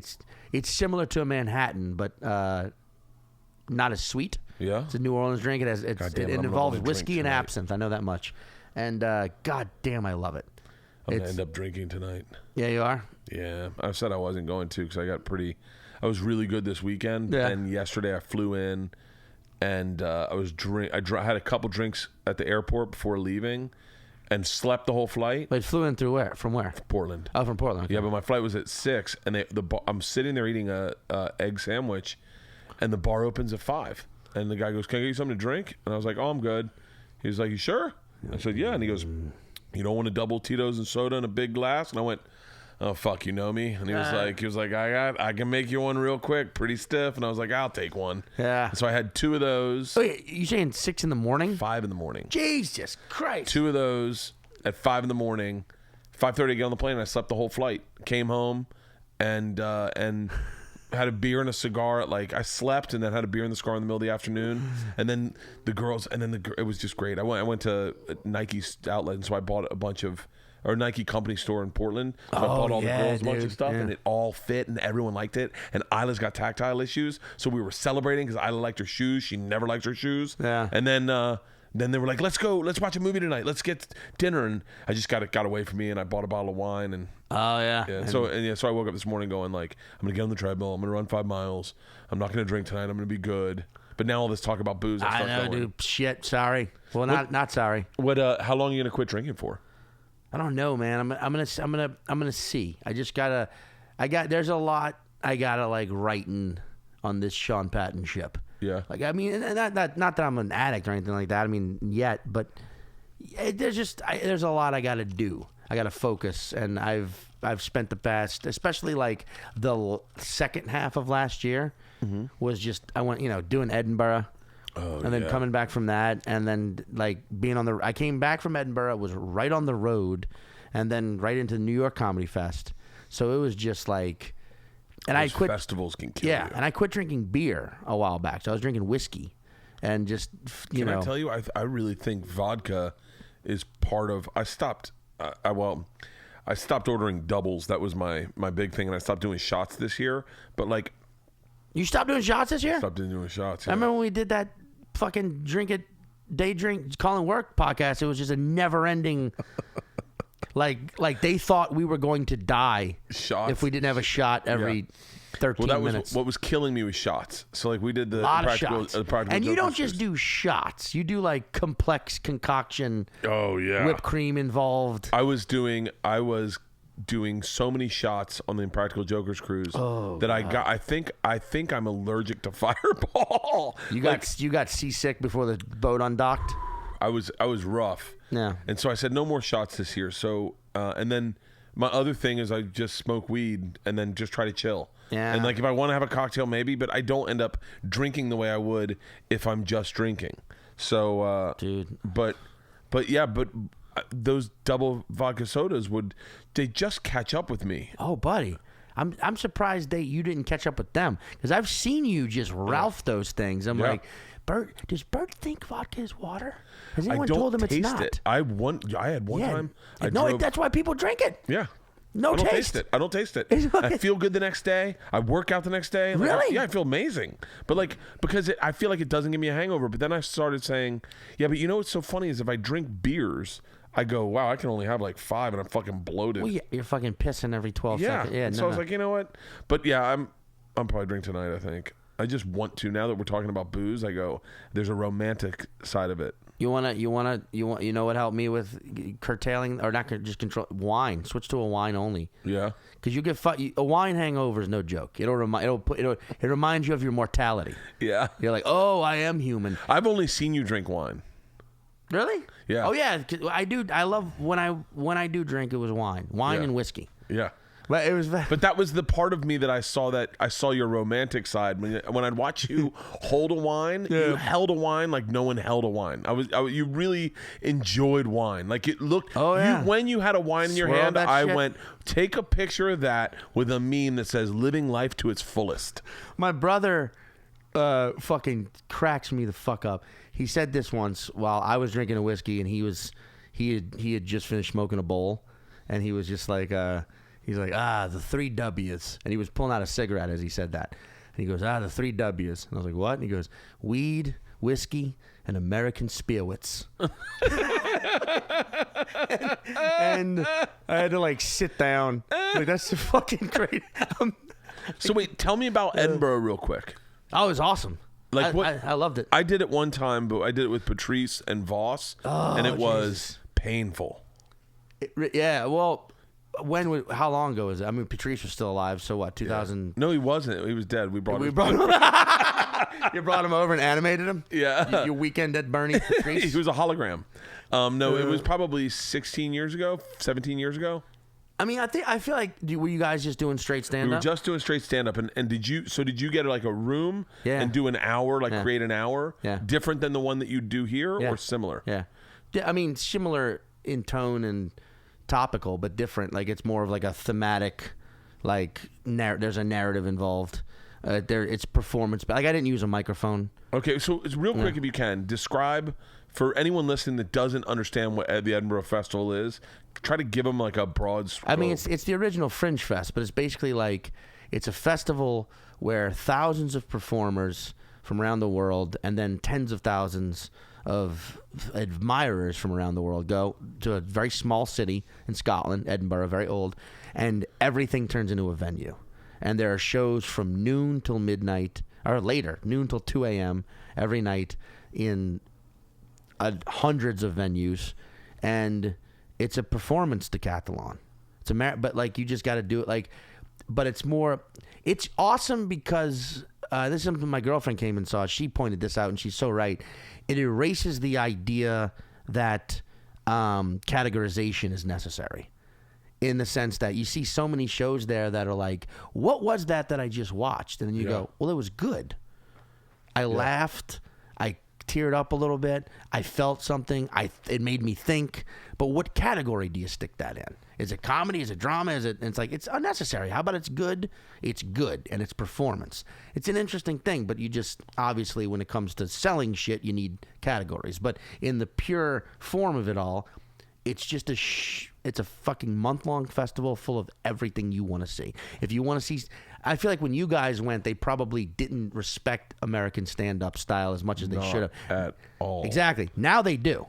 Oh. Now it's caught up over there. And they realize how much work goes into it and how it is stand-up. No one wants to admit it, but it is. It's a fucking theatrical form, and it's just as if not more difficult than theater, than dance, than all that shit. It's definitely, it skews you as a performer because it deserves its place up there. Yeah. And like I think now the Fringe people respect that. Now they did not then. Then 16 years ago I could see how we would watch this guy who'd sell 500 tickets in a larger venue, and it was pun after pun after pun. Oh yeah. And Patrice and I would just be looking at each other going, this isn't, not only is this not funny, it's so clever that it would, like, it's so like, it's such a wink nod is the joke that we're like, he would get murdered in New York.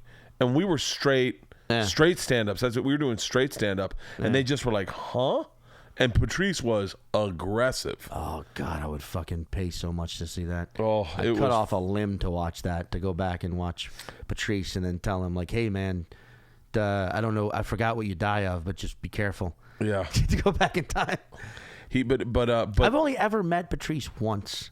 I only ever had one interaction with the guy, and it was like a fucking amazing, awesome. What was it? He was headlining. It was a New Year. It was a 2009, I want to say, and it was a it was a St. Patrick's Day show, and he was the headliner because O'Neill, right? And it was at this club called Comics in New York, which no longer exists. Comics, yeah. And I walk back there, and as I walk back, I get into the green room, and it's Patrice bargaining with Jim Jeffries, asking him how much money it would take for him to quit stand-up. That was the conversation I walked in on, where Patrice is just like, how much? Seriously? $1 million? Someone gave you $1 million right now. Would you quit? Talking to Jeff, and like Jim Jeffries wasn't as big as he is now, but he was still like a known guy, and it was just fucking funny. Yeah. Like out of nowhere, I guess. Patrice was just like curious how much it would take for Jim Jeffries to quit doing stand up.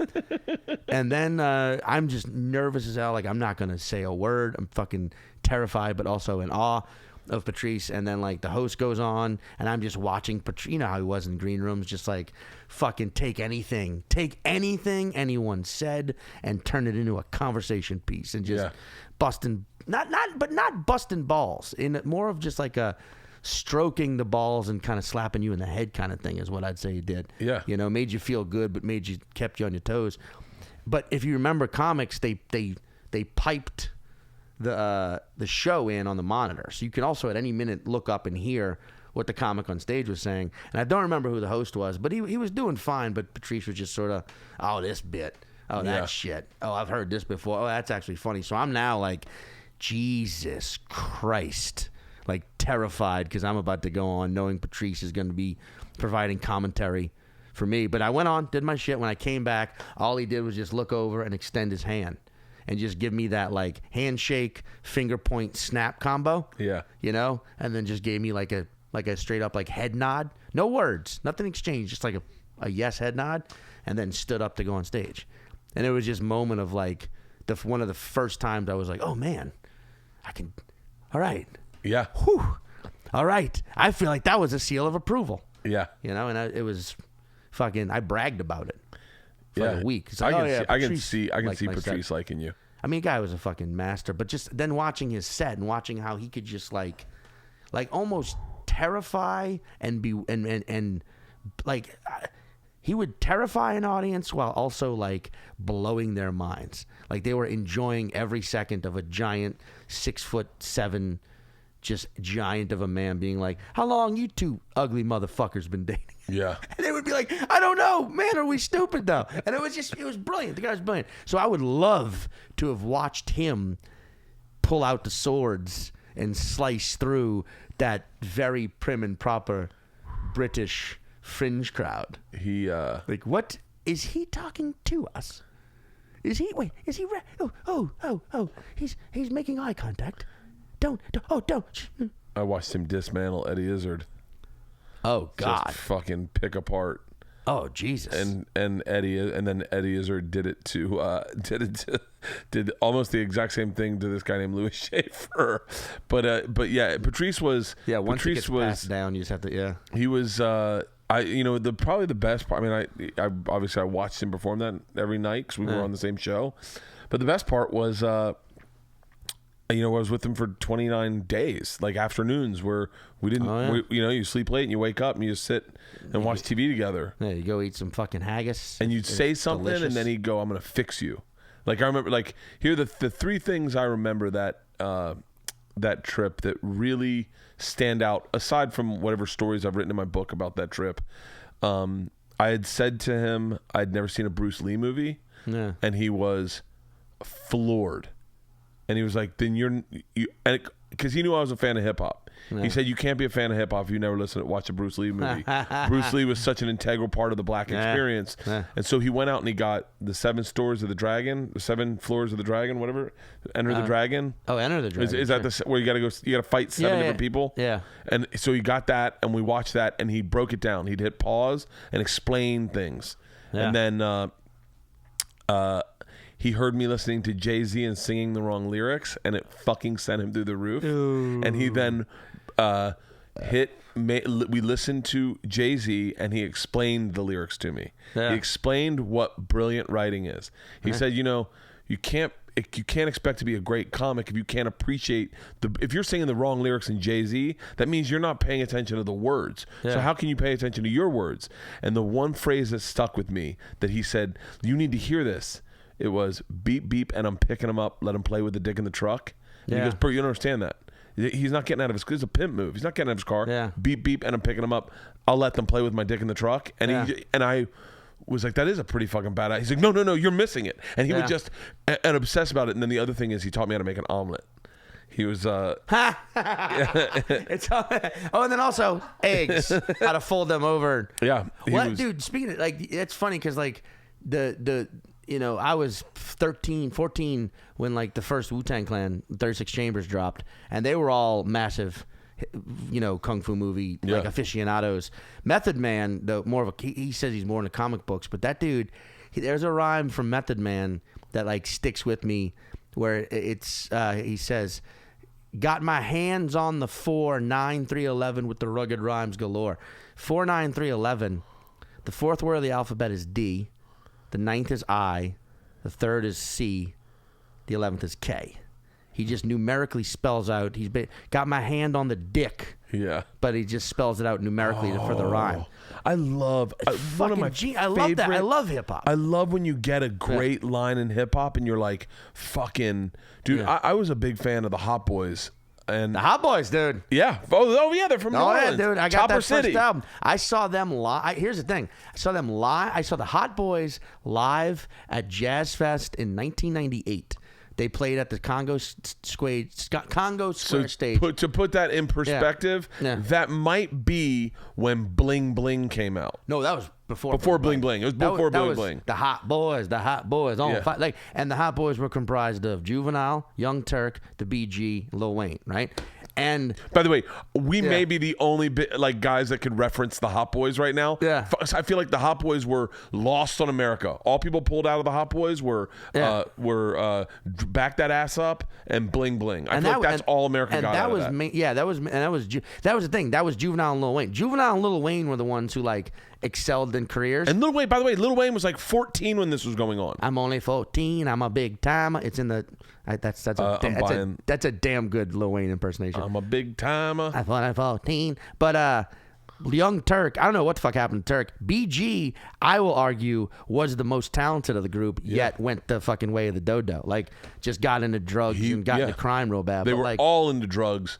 Wait, BG was the one that was addicted to heroin, the or was Baby that Gangsta? Wayne? No, that was both of them. No, Lil Wayne was Scissorp, was BG codeine. was addicted to heroin. He did something that I think is goofy, but he did a rhyme once where it was he said the words. The rhyme was, "You done took mine, I'm gonna take yourn.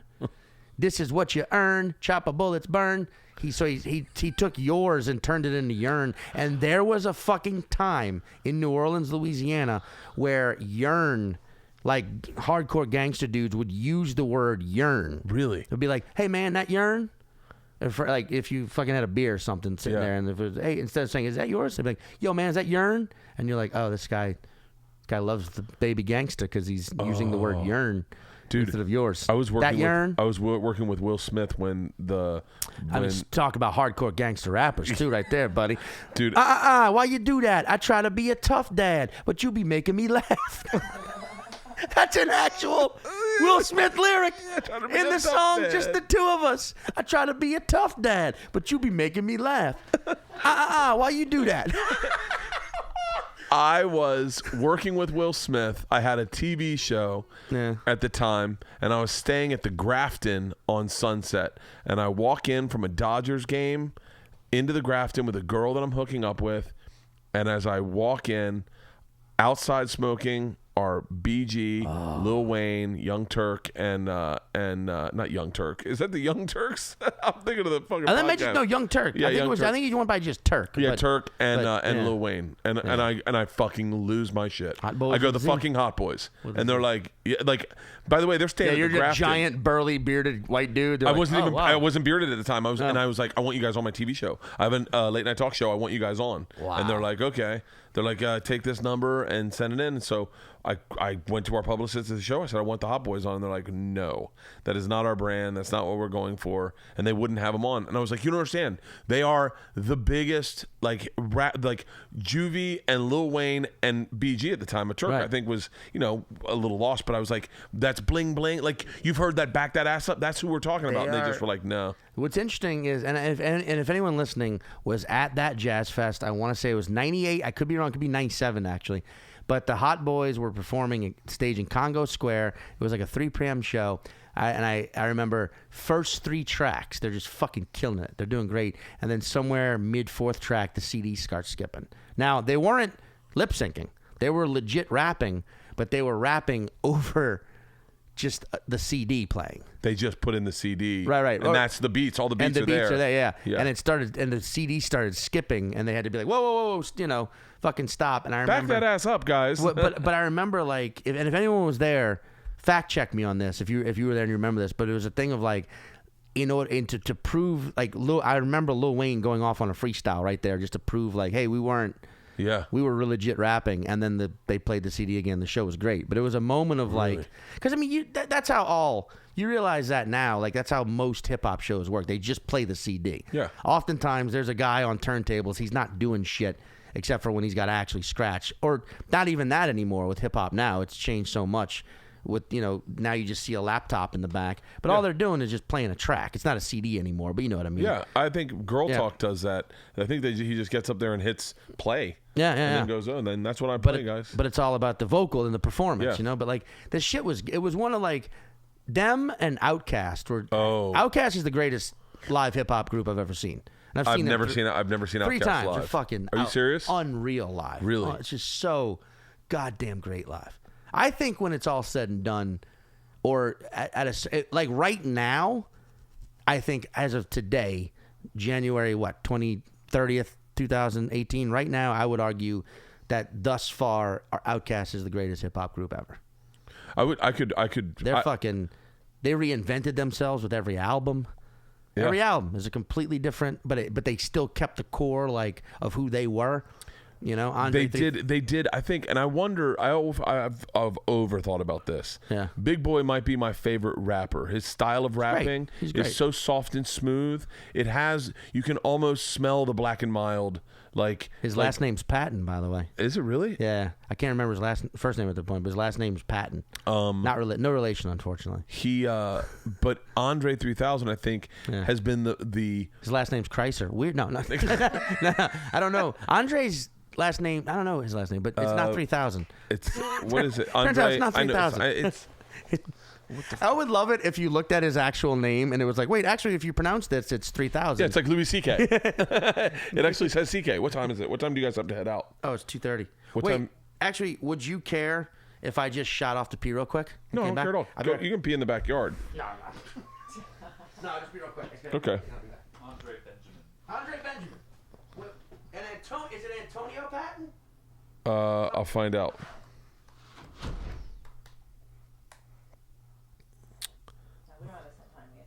Okay.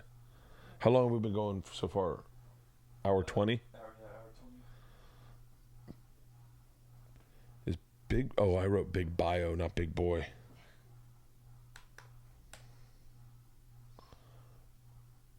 I wonder where my wife is babysitting for my sister right now. It's my sister's birthday. Mm-hmm. I wonder if I should go in and make sure that Priscilla's not attacking Sean. Antoine, Andre, Patton. Well, I don't know. She's 140 pounds. Yeah. Oh, hey! What's up? How are your shoes? Good. Yeah? Where's your sister? Is she here? Okay. Did you guys get out early today? Mm-hmm. Where's Mom?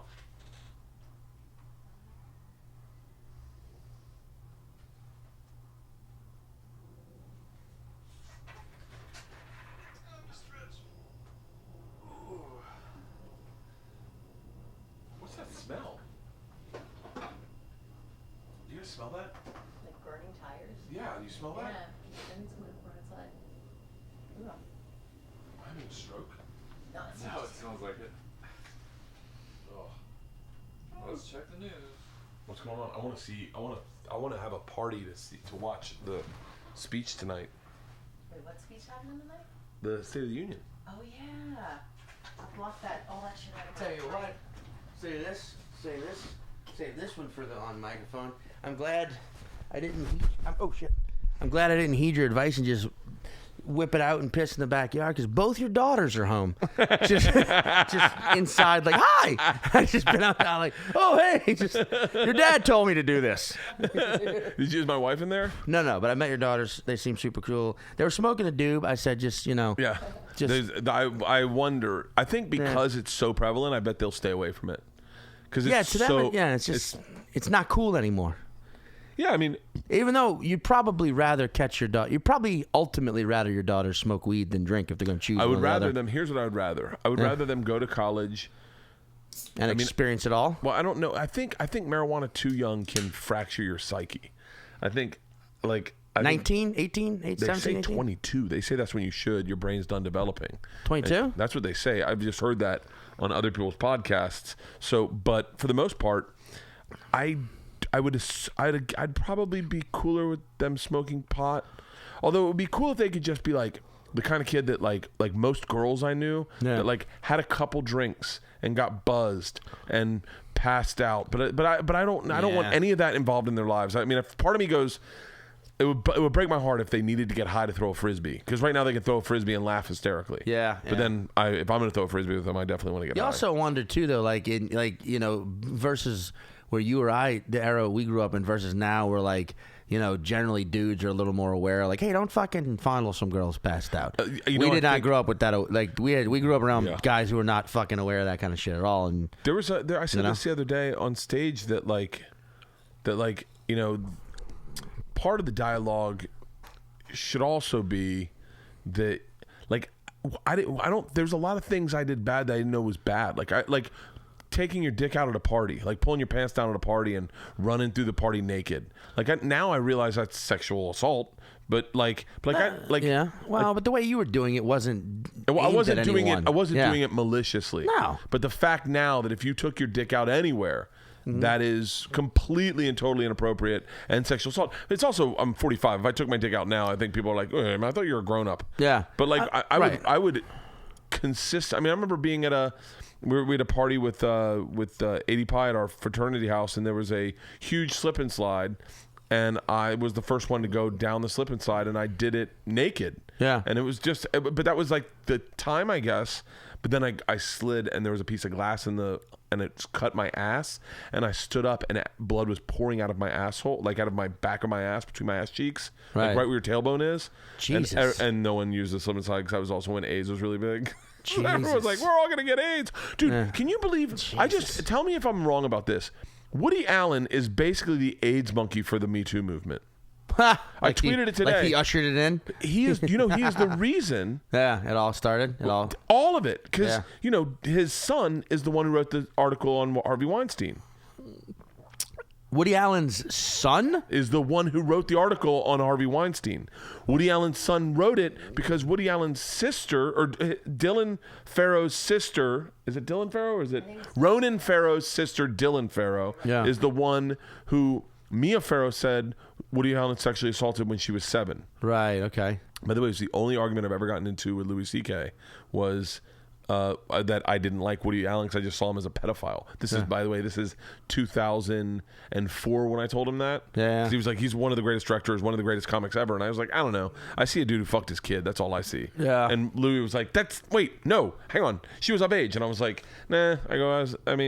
I hate that Louis is in the conversation about this now because it makes it sound like he was defending Woody Allen, but he was inspired by Woody Allen a lot. I mean, a lot of people are. Yeah, but now people still are. They still work with them. No, you cannot. Dude, there was a big fight with Judd Apatow and Diane Keaton today. Oh, was there? Yeah, but was it Apatow going after Woody and Diane defending him? Yeah. What was that on? She was defending him. She was defending. Here, talking. That's what I'm saying. Mike. Sorry. Yeah. Diane Keaton said, I think everyone should watch this. It's super complicated. Yeah. Because I mean, it's hard to even have this conversation nowadays because we're in such a weird place in society. It is very fucked up that Woody Allen took nude pictures of his stepdaughter, Suni. I agree. That's so fucked up. Yeah. And by the way, he was 57 when that happened. Oh, she was 19. He was 57 and married to Mia Farrow. And then that started the divorce. But I think what happened was, if I'm not mistaken, I think society looked past what he did with Suni, and I think that made Mia Farrow enraged. That that she was like, hold on, this was my daughter. He was her stepfather, and he fucked her. And by the way, it's still creepy as shit. After they moved in together or whatever, he sent her to college like a child. She went to college. She went to college and lived at college, and then come back and would fuck him and then go back to college and be like a kid. It was really fucking weird. But then the part of me goes, the only reason the accusations against Dylan Farrow came out was because of a custody battle and a divorce. And that's what Diane Keaton was saying, is like, you need to watch this 60 Minutes article because, everyone's just, it was fun, but I don't know. I don't know. When you listen to Woody Allen's side, you're like, yeah, I don't know. It's fucking gross. But ultimately, because of that one thing, that is really kind of the flagship driving force, because Dylan Farrow, no one believed Dylan Farrow, and this came out recently. No one still believed Dylan Farrow. She came out and said he molested me. No one still believed him. Jesus. And I think Ronan Farrow was like, "Fuck that. That's my sister." That I think Ronan Farrow believes it happens as well, and he was like, "I'm going after everyone." Woody Allen is the impetus of this Me Too thing. Now people that work with him are forced to give their money that they got paid to the Time's Up movement. Yeah, like you can't not do that anymore. Like you think he'll ever direct another film? He's got to be 80 now, right? Yeah, he's super old. I don't think he will. I don't think he'll ever. And no one will work with him. I mean, but people just worked with him. You know what I mean? Like it was like that movie. Kate Winslet was like just. Oh yeah. What's her name? Was in a bunch of movies with him this year. I think Yeah. is a movie came. Yeah, it's crazy because it's something that's. I mean, fuck, man, Michael Jackson. It's a cliche, but it's like everyone knew and everyone turned to. I think that's what the whole movement's about. Is like, hey, if we all fucking know something, let's start acknowledging it and not letting someone's talent. Okay, so then where do override. we draw the line with that? Because I know some shit about some guys. Am I supposed to call them out? Am I supposed to? Do you feel you call them? Do you feel they do it again? I don't know, but like I know some stuff about guys. Yeah. That it's hearsay. I mean, it's third hand.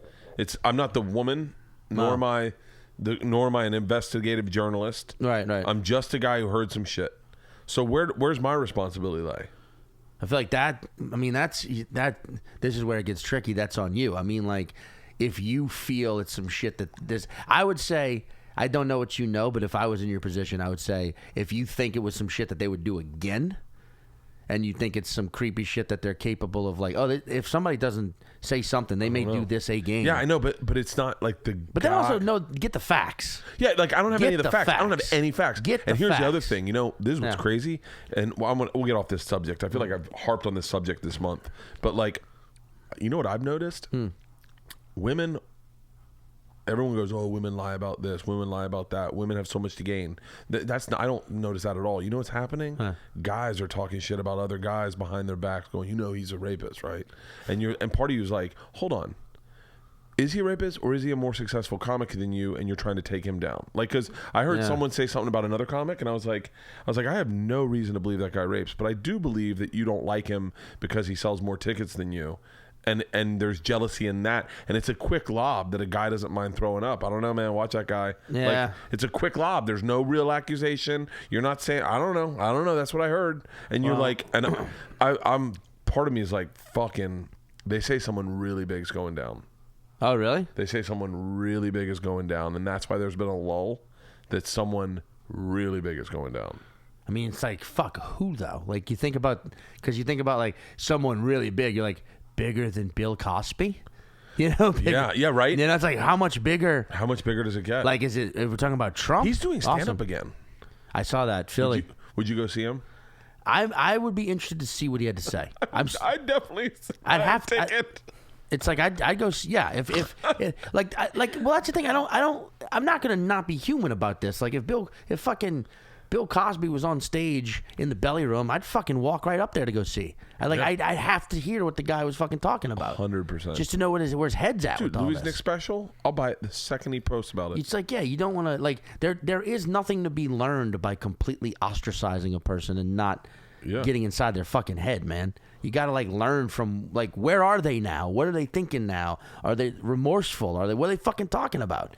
Yeah. You know, like, where are they? And, like, no, it's just a monster. It's not going to rub off on you. It's not contagious. Go fucking experience it. And what about redemption? I mean, like, why? I mean, the charges against Louis were 15 years old, I think, and that's when it happened 15 years ago. No. I think it would be a different story if you're like, it happened a week ago. Then you're like, wow, he's an animal today. Yeah. But you're like, he's going through it. I mean, I'm not defending Louis. Obviously, I would. I like Louis. I've always liked Louis. He's been always very sweet to me. Sure. But like, what about redemption? You let people go to jail for murder and then come out and we go, you know what? He's like, he's figured it out. He's righted his boat. You know, like. Yeah, because I mean, yeah. It's a tricky thing because you hear about some of the shit he did, and you're like, God, that's fucking terrible. But then, like, I know, and I won't say names because it's like it's there. But I know comedians who are female who've worked with him who've been like, nothing like that. Yeah. You know, so it's like maybe he learned. I know female comedians. Now that doesn't excuse what he did. Yeah. But it's also like, it's to your point, like redemption. Like, when is it applied? When is it there? And it's a fucking. It's not even a slope. It's a double. If it's a slope, it's a black. It's a double black diamond, and that's a tough slope. You know, very. That's bringing it back to our ski talk. Yeah, Bert. I just want some goddamn credit for fucking the callback here. Bringing this goddammit. full circle. If it's a slippery slope, it's a double black diamond, and that's only the most professional skiers can get down those slopes, and that's what we all need to be as a society. We need to get better at skiing, Dude, or boarding, so we can maneuver these slopes. the only time I've ever gone on a double black diamond was in Aspen.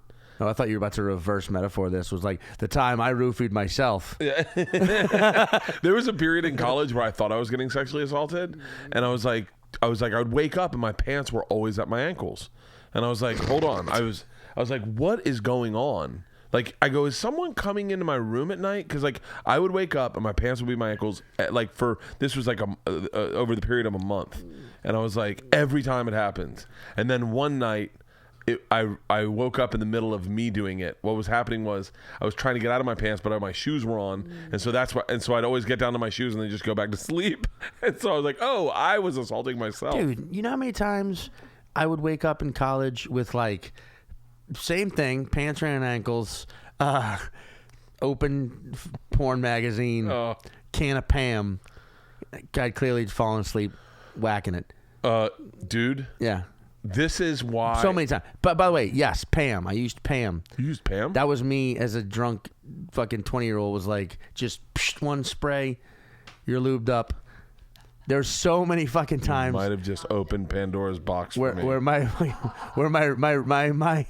I've had numerous roommates have to be like, hey, dude, is the fucking Pam in your bedroom? Hey, all right, hey, is the cooking spray in your bedroom? Like, sorry, yeah. Are we doing secret time right now? Aren't we all? One time I saw on HBO as a sex therapist, and she was saying you could masturbate with anything, and one of the things she said was something I used one time in a pinch. Wanted to jerk off, wanted something, opened the refrigerator, and found what she had brought up, which was mayonnaise. Oh, dude. I mean, it's natural. It's all natural. I jacked off and then was like, I am fucking starving. It smells so good. The whole time you're like, I gotta get a fucking burger. I want some fries. Some guys try to suck their own dick. I tried to eat mine. I tried to eat my own dick. Eat it. I can't believe. It's the only time I've had that I was out of, and I've used olive oil in the past. Never Pam. I don't know. The processing Quick of spray. it. Quick I gotta spray. try it. I mean, I remember when I lived at home, my mom went up in my room and she's like, why'd you bring the cooking spray into your room? And I blamed it on my like desk chair. I was like, oh, it was squeaking. So I just lubed it up, and she gave me this look of like, that's a good answer. I know it's not why, but it will suffice kind of thing. Okay. And it was like, but I don't think she even ever thought masturbating. I think she thought maybe I was fucking snorting, like huffing Pam or something, which has no, there's no. You can huff Glade. I did that. You can? A lot. I did that a lot growing up. You huffed Glade? Yeah. You grew up in Florida. Yeah, you'd wrap a towel around where it. huffing was invented. You'd put a towel around your hand, and then you'd hit it, and you'd inhale, and it was like a fucking whip it on steroids. The three things By the way, don't do that. No one do that. I just said that. I regret it. I lay in bed sometimes thinking, what did I do to my brain? Yeah. Like, what did I do where I was just, and I did it a lot. I think the three things invented in Tampa, Florida were huffing, butt chugging, and Special K, not the cereal. Anal chugs were a legit fucking thing we did in college. Guy would go, for those of you who don't know how to do an anal chug, I think I posted a video of it one time online. Yeah. But you'd get up against a wall, handstand, dick facing the wall, totally naked, handstand, dick facing the wall. So face facing the wall like you're in CrossFit, dick facing the wall, and then big cup, placed on the small of his back, beer in the asshole, and it would run out of his asshole off the small of his back into the cup, and you had to do an anal chug.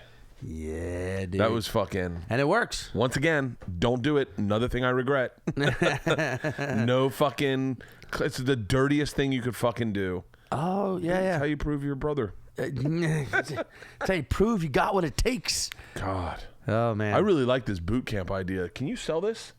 Yeah, I think we could. Well, your dad's a fuck... We could just... Just ask him. Yeah. I think I could... It would be nice. 3 weeks... I could use a mini boot camp. 3 weeks, we all get in great shape. Yeah. And then we do the show, and then we do a special where it's us talking about it would be.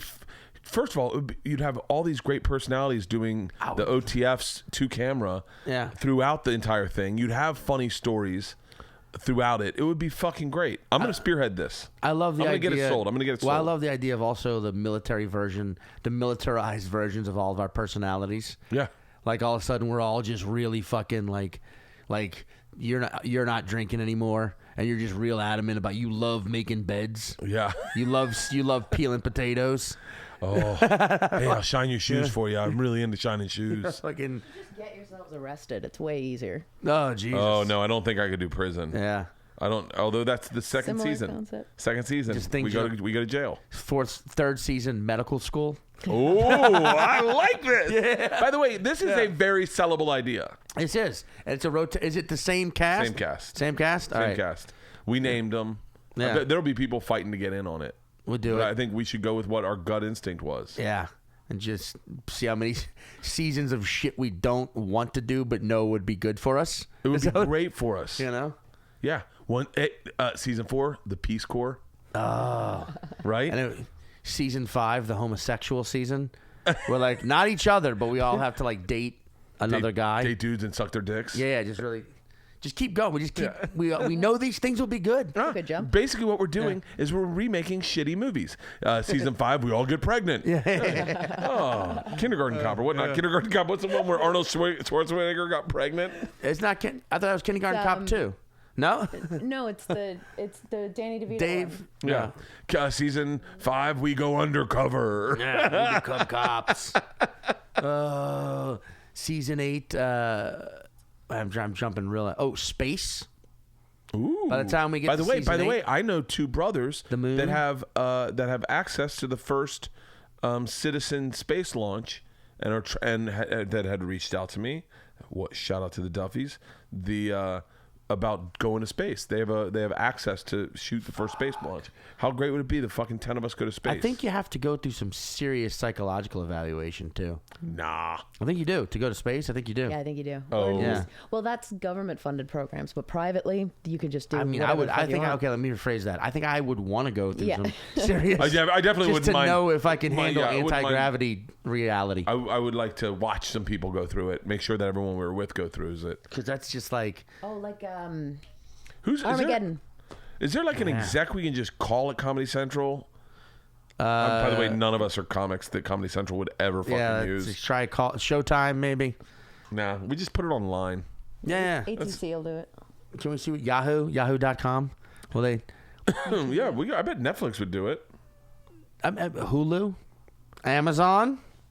I mean, all I know is I'm gonna make a phone call. The idea of going to space. This is why it fucks with my head. Is because now you've been to space. Now you've left the planet. So now you have this constant knowledge from memory that there is more to life than what we experience on this Earth. If you got the offer to go to space, Would I do it? Yeah. Absolutely. knowing the risks. Knowing the risks. But Samantha's just Nope. telling me, nope, That's as your manager, I'm Why are not you going to allow saying this. no? I'm saying he's not allowed. No. Oh, come on. But I mean, You realize you'd be the only one with that bit. I went mean, to it better be space a last good month. bit. Yeah. So I be just the got back only from one with- space, Boy, are my arms tired. from the realization that we're all one energetic field. Just From lack of my muscular development while I was in space. They're tired of shit. Boy, are my arms tired from opening all the goddamn things of ice cream, the frozen, the dehydrated ice cream. Dippin' Dots? No, they give you like you never had space food. Yeah, they give you the space food. It's like It's just dehydrated. It's like eating a sponge. For real? Yeah. My arm's tired from the atrophy from being in zero gravity for so long. You've seen, what was the movie where the not Samantha Bee. My brain is fucking Sandra Bullock. Sandra Bullock. I love the idea of Gravity with Samantha Bee. Yeah. Where she just fucking. That'd be fucking great. That's a great movie. Yeah. I enjoyed that movie. I'm telling you, I'm going to sell it. I'm going to call my agent. I'm going to text my agents now. I would go to space and come back just. We start with boot camp. All right, well, yeah, we build that up to season Start 8. with boot camp. All right, start boot camp. Start with boot camp. Yeah. And we've got to do like it's stripes. It's basically we're making stripes. But just in different More stripes. We're going for bigger all stripes. got to pass, and that's the thing. As a team, you ready for the real gig? Yeah. Okay. Favored nations. 3 weeks. Each of us get. Let's see. What do we? Let's say each of us get $100,000, but we only get the $100,000 if we all do it. if we all pass boot camp. Yeah, motherfucker. Right. You know what we do? And that's when Big Wait, J comes in. You know what we do? handy. This is where we got to do it. Because what if? Excuse me, by the way, Jesus Christ! I realized I just straight up fucking Right in someone's ear. Jesus, pardon me. I just straight up fucking like truck driver belched. Everyone isn't listening in headsets, and you just burped. Like it's almost as if you leaned into their ear and burped. I'm almost like the guy that sneaks up behind you and just right in your ear. Apologize for I that. wonder how many people just went, "Hey." Jesus Christ! But if anyone just swerved off the road, I'm really sorry. Take a picture of the fender bender, send it to Bert. Yeah. We'll raise money to pay for it through this project. So wait, what were you gonna say? Movies. What about Instead of series, we just do docu-films. Each one's a documentary. Yeah, I could do that too. Because that'd be easier to sell. We're talking about specifics now. Yeah, I guess. Documentaries. Yeah. Why wouldn't they? Yeah, 'cause Why, then we why don't are have the to- good documentaries all got to be real? Why can't we make our A documentary? fucking fun documentary. Yeah, and we fun do 8 of them. documentary. Yeah. You know? Because then we don't have to do this shit for 28 weeks. You know, it's like 3 weeks. Film it 3 weeks. Yeah, 3 weeks. Cut it into a 2-hour documentary. It's like Jackass. We but can go to goddamn Sundance with this shit. that would be fun as Or fuck. South by Southwest at least. Maybe. All right, maybe Telluride? No. I'm just like going through all the film fests. I think we've got the best comics for it. Dude, that'd be fun. Pitch it. Let's do And it. especially we could do drugs and alcohol there. Yeah. But that's part of the gig. Is we'll sneak in a vape pen. We'll sneak in a bottle of just whiskey. one vape And pen. then when they find the whiskey on us, like we're all grown ups. Like and when they find it, he's like, Kreischer, is that ice cream on your uniform? I was like, oh, sorry, yes, sir. Drop and give me 2. 2. Just give me 2. Fuck. Do you realize? Oh, how great! That would be so fucking fun. I'm gonna send an email today. Do it. Yeah. I'm in. And so are the other 10 people. I think what do we name? We got Bargatze, List, Norman, me, you, Ari, Tommy, Big J, Pete Holmes. Can I get Pete to commit? And then wait, there was one more, but I can't remember. Guy Branham. That'd be fun. Let's bring Guy on. See what happens. I want to see Byron do it. Ooh. Oh yeah, we need a black guy. What the fuck kind of Jesus TV Christ. are we making? 1997 TV? On shows the other night you were talking about. Yeah, Byron would do it. It's funny that Yeah. the Baja and Iron Maiden T-shirts are you see a lot of young black guys walking around wearing that, and I'm like, you listen to Iron Maiden or? Dude, I remember the first time I saw black guys skateboarding, and I was like, what? I was like, shut up. Like, now we're really moving forward with change. Byron was wearing a Misfits t-shirt at the store the other night, and I was like, you like the Misfits? And he goes, no, I like the sequins, because it was like sequined. Yeah. Byron's a Awesome really t-shirt. interesting dude. You ever hear his story? Did he do This Is Not Happening this year? This last I year? don't think so. You were there for all I of don't them. remember. I don't think He did. He told a story about his dad being addicted to drugs. That Jesus. was fucking mind blowing. And I was like, whoa. I think that was his story. Yeah, I'm almost certain it was either his or Chris Red. Yeah. Chris Red's really talented too. Yeah. That's it's kind of interesting how what that show brings out of people. It's fucking It's changed the way I do stand up. Yeah, it brings it. But people, it's like some people who you think are never comfortable talking about personal shit, and they get that opportunity, and you're like, yeah, man, that's what's up. That's Yeah. It's telling the machine story on Rogan changed the way I did stand up forever, because I did that, and then once I did that, I started working on that story, and then once I worked on the story and got it good, I went, oh, I could do a story quicker now. I could figure out the way to a story a little quicker, and then doing that show, I just started naturally like going oh shit, I got and it was like they were all coming out of me, and then. We didn't do the last season because they fired Ari, and Tom and I were like, well, the only reason we're doing it is for Ari. Yeah. We'd rather have these stories for our hour specials. And so I didn't do it last semester, but my closing story is the one I was going to do for This Is Not Happening. Well, I mean, I just learned that my story for this past season isn't coming out until 2019. Why? Because that's what Comedy Central is doing. They split it up into 2 episodes, two halves. seasons? So I've got another year where it's like maybe I'll do the story again. Maybe it'll be a different. Who knows? But either way, I'm down.